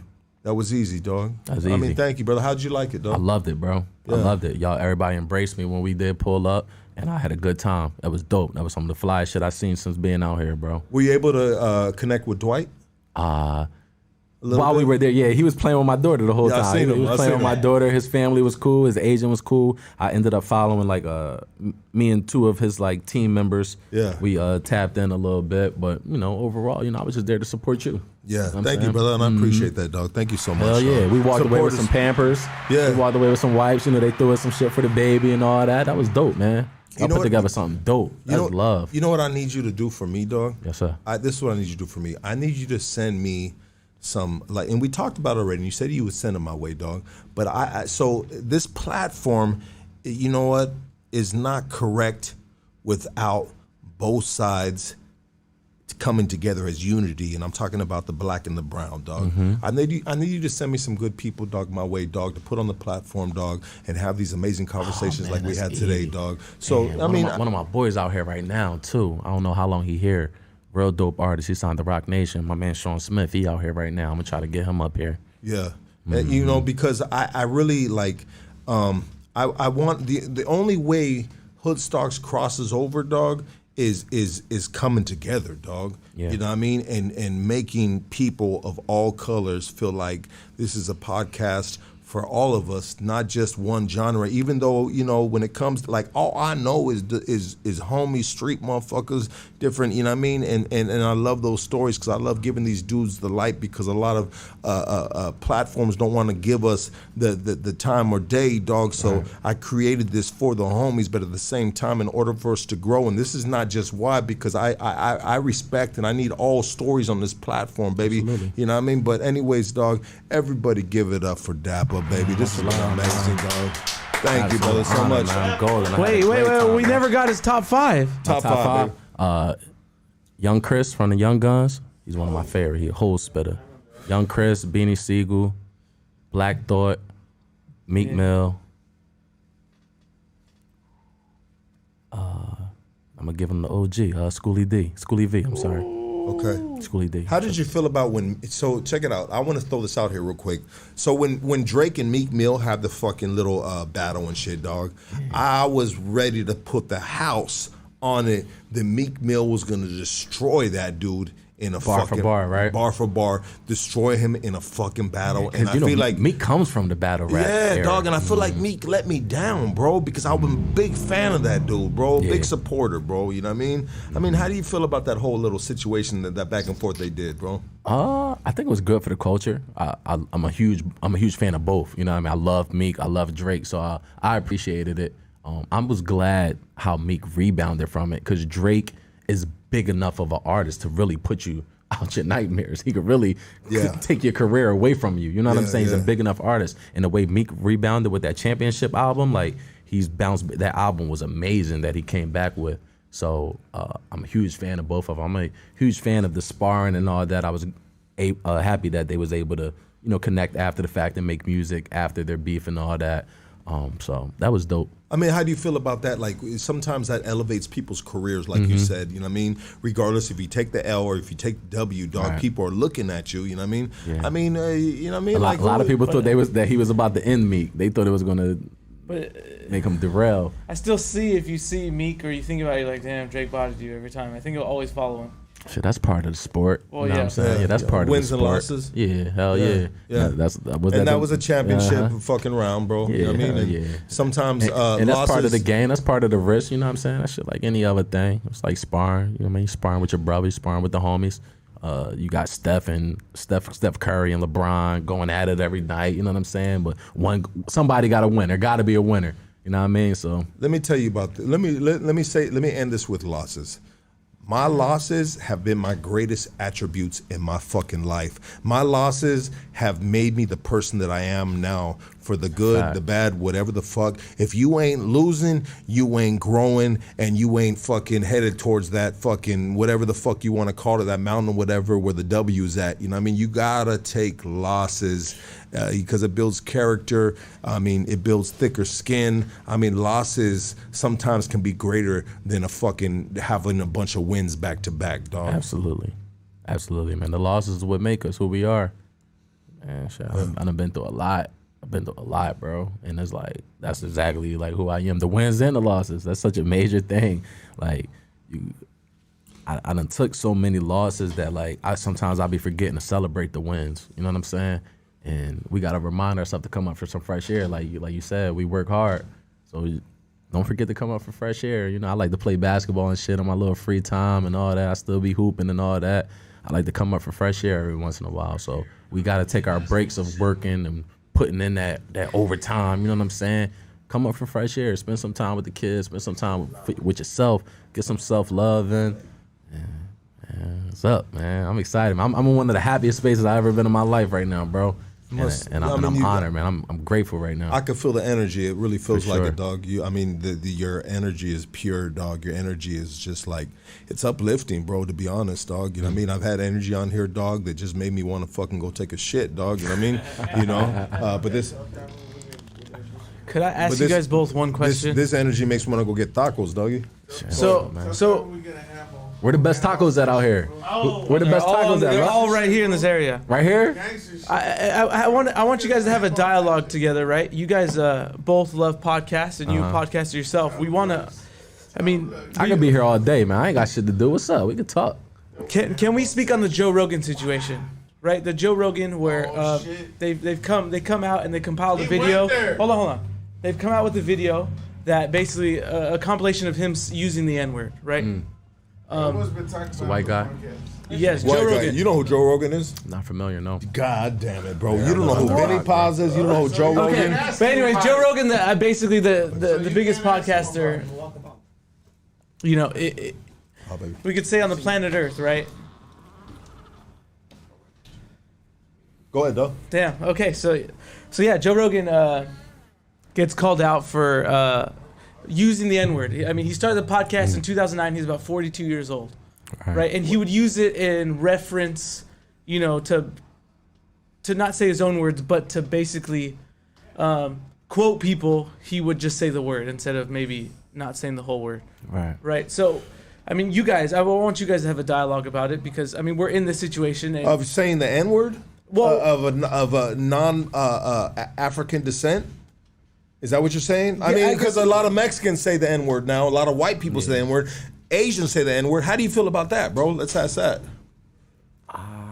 You know what's crazy, man? I be getting a little like backlash on that shit because I got this little white boy that I be on. That dude like my handyman is a little white dude, and it's like a conflict because he's married to a black woman. He has black kids. He's like really, he don't even like white women. You know what I mean? So he be like, yo, nigga, that's that. And I be laughing at him. You know what I'm saying? So I'm not like a hard ass about that shit. But not everybody thinks it's funny. Right, but like, yeah, and that's the thing. Like, so people like, yo, why you sitting here letting him talk like this and that? And it's like, me and him got a different dynamic. You know what I'm saying? Like, this is my little homie. You know what I'm saying? So he could pop that shit with me, but I do understand how it is to other people.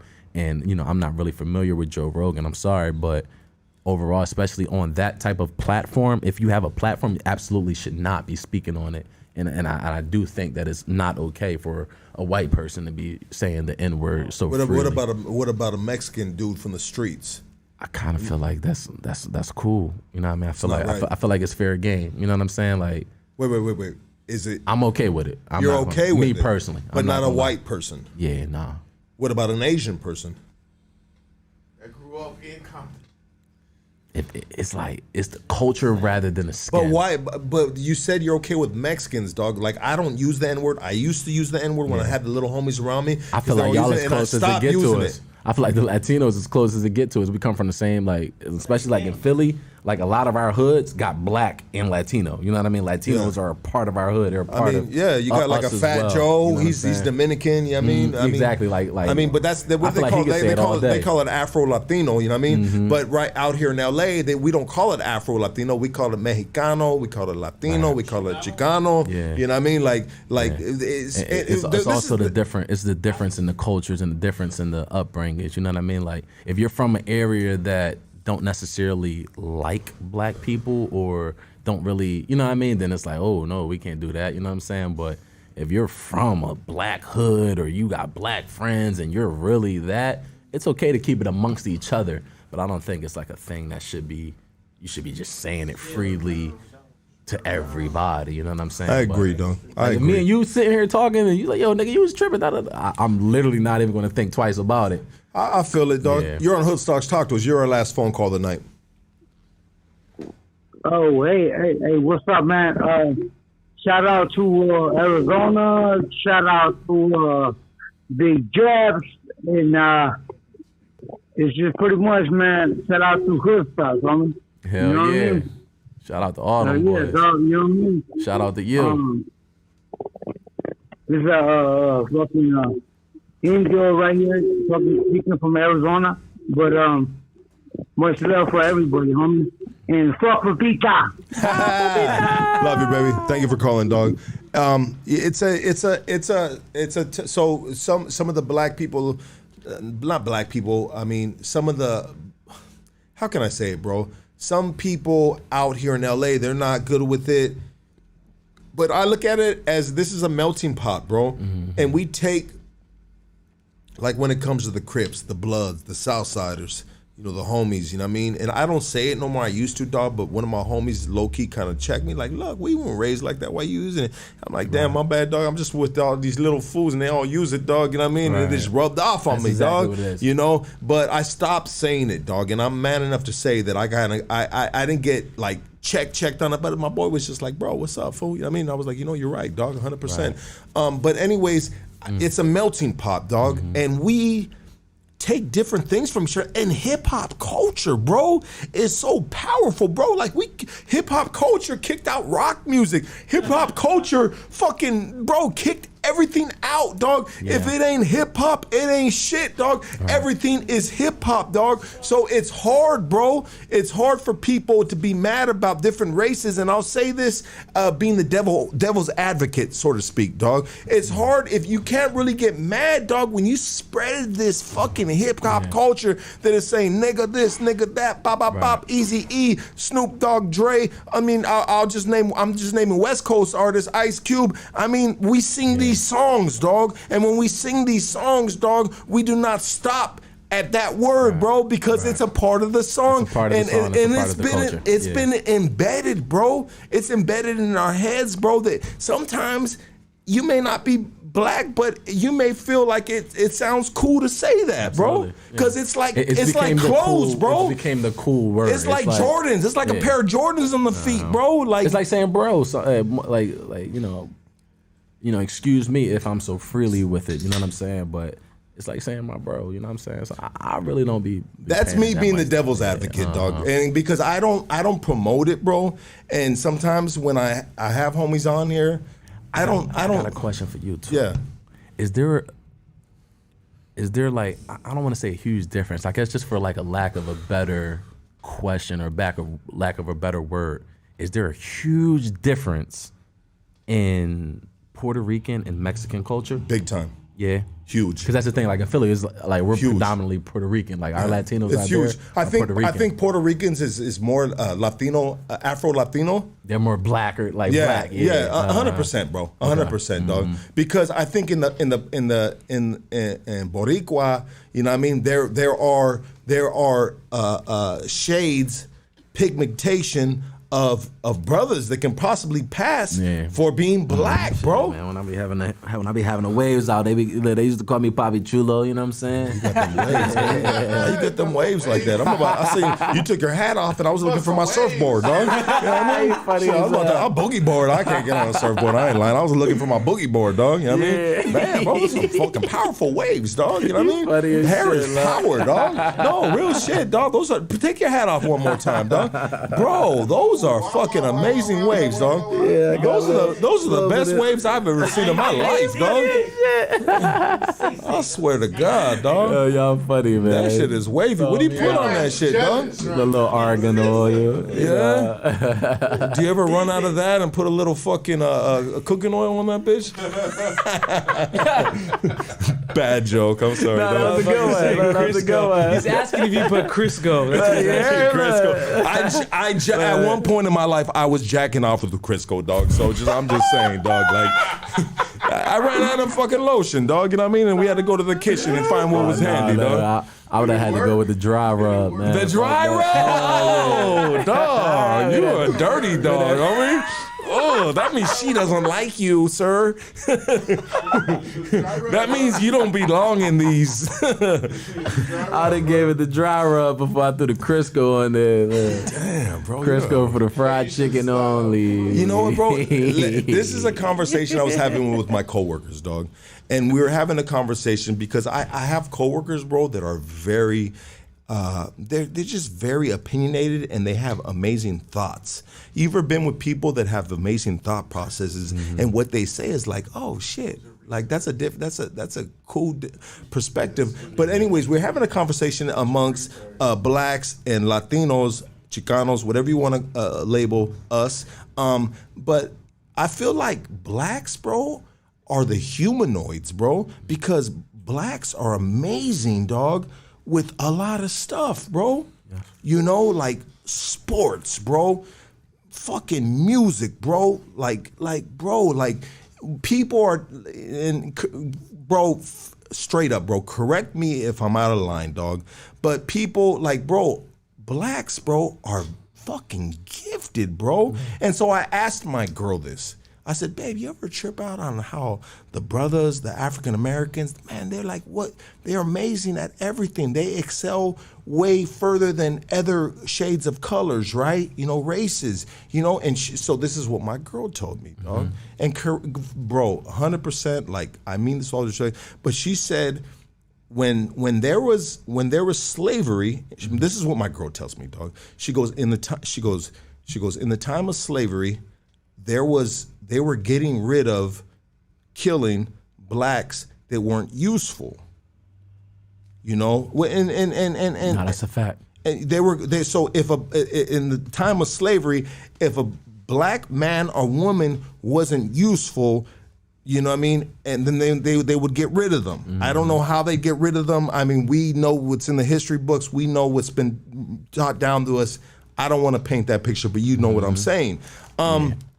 No, yeah, they would bid on the most athletic. If you were a big black man, you went for the higher bushels of rice, or you know what I mean, or gold, or whatever they was buying the black people with. You know what I mean? If he was big, strong, athletic, he was the highest bidder. If the female had good sewing abilities or whatever her gift was, and just looked like a perfect house slave, home slave or whatever.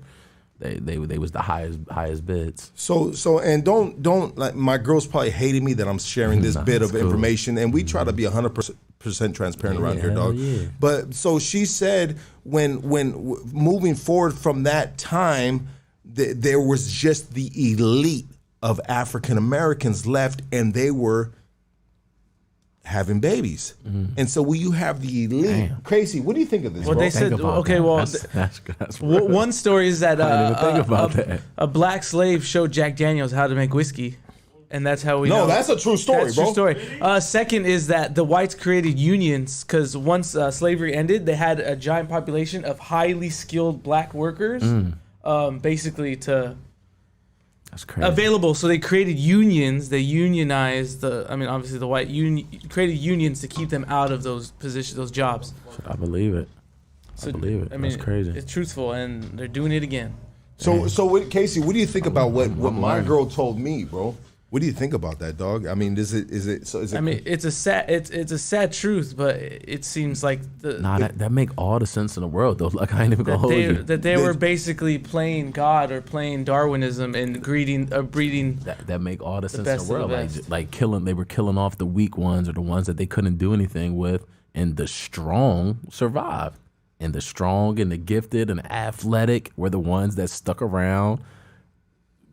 And we're able to conceive children and all that, to produce more. That's crazy. I never even looked at it like that. I mean, shout out to her. Shout out to wifey. I mean, she kind of blew my mind with that, and I said, is there? Damn, I was just like, is there? I mean, it makes a little sense, but I present that to a black man sitting across from me that I love. He's family, and I got all the respect for it. And he coming to my house, bro, and he's, you got everything I got in my crib, baby. I'll take my shirt off for you, doggy. And I mean this with the utmost respect, but this is a conversation that isn't had. You know what I mean? And so it's interesting, bro. You know what I mean? So I had to throw it at you and think what you thought of it, dog. But, we talk about humanoids. We talk about, when we say humanoid, we're talking about someone that is just like not the average human, right. And sometimes, and I was having these thoughts recently, and I was just like, well, maybe the African community are the humanoids because they are fucking amazing in anything they do, bro. Damn. The power of you know what I mean? And I might be getting shitted on some people right here because, us Mexicanos, Chicanos, we have our power as well, too. 100%. Yeah, but I was just like, it's just a trip, dog. Like, let's look across the board, bro. Singers. I mean, we have our singers too, but let's put numbers on it. You know what I mean? Right. I mean, there's a lot of African community that is excelling at a high fucking level, bro. Especially when you think of like just the industry and like what people gravitate to. People gravitate to music and people gravitate to sports. And like African Americans are predominant and the dominants in both fields. I feel like, and that's crazy. I never really looked at it like that. Look, like you enlightening me on some shit. Like I'm getting educated today. You know what I mean? I never really reflected on that, and I just know I've always just been proud to be a black man. You know what I'm saying? And what's the proudest thing that comes to the top of your head of being a black man? I'm proud to be educated and be a black man, you know what I mean? Because we were just ruled out of not being smart, you know what I mean? Just only being gifted in sports or entertainment. And you know what I mean? Like, if rap didn't work out, I would still be successful, you know what I'm saying? And I take a lot of pride in that and being able to have that trickle down effect. I understand the values of generational wealth. I understand that I got things in place so that my daughter is cool. If I leave the face of the earth today or tomorrow, my daughter going to be semi-okay, you know what I'm saying? And just know that I left a print here, you know what I mean? I know that I made a difference while I was here, and I'm proud of that, you know what I mean? I know a lot of odds were against me as a black man, and then coming from Philadelphia, like coming from a rough city, I know that the odds were against me, and I know that I haven't hit my goals, my personal goals yet, but I know I made it. And what it looks like to make it out of my circumstances. You feel me? Everybody give it up for Dappa, dog. I wish you much love, bro. The ultimate blessings, bro. I hope you make everything, all your dreams come true, bro. Let's just say it like 100%. That. 100%. Likewise, man. I go for everybody that's in here with us right now, man. I hope everybody just tap into everything that they want to do, and I hope that should just come true for everybody. Everybody that's tuned in, hundreds of listeners right now, man. Just work hard at that shit. Like, karma is real, man, and it's only going to get what you put into it. And I go for anything. I go for black. I go for Mexican. I go for white. If you going to put that work in, it's going to happen for you. If you manifesting bad things, if you want to go and shoot up 100 motherfuckers and kill 100 people, then, you know, don't be mad when you're doing life in prison or you in the grave, baby. But if you're doing good and you're working hard, you're going to reap the fruits of your labor, and that's real. And that go for any color. That go for anything. There we go, baby. Dappa. Love you, my G. Love y'all, man. Yeah, we on Hood Stock. Hood Stock, baby. What's up, baby? Yeah, we gone, baby.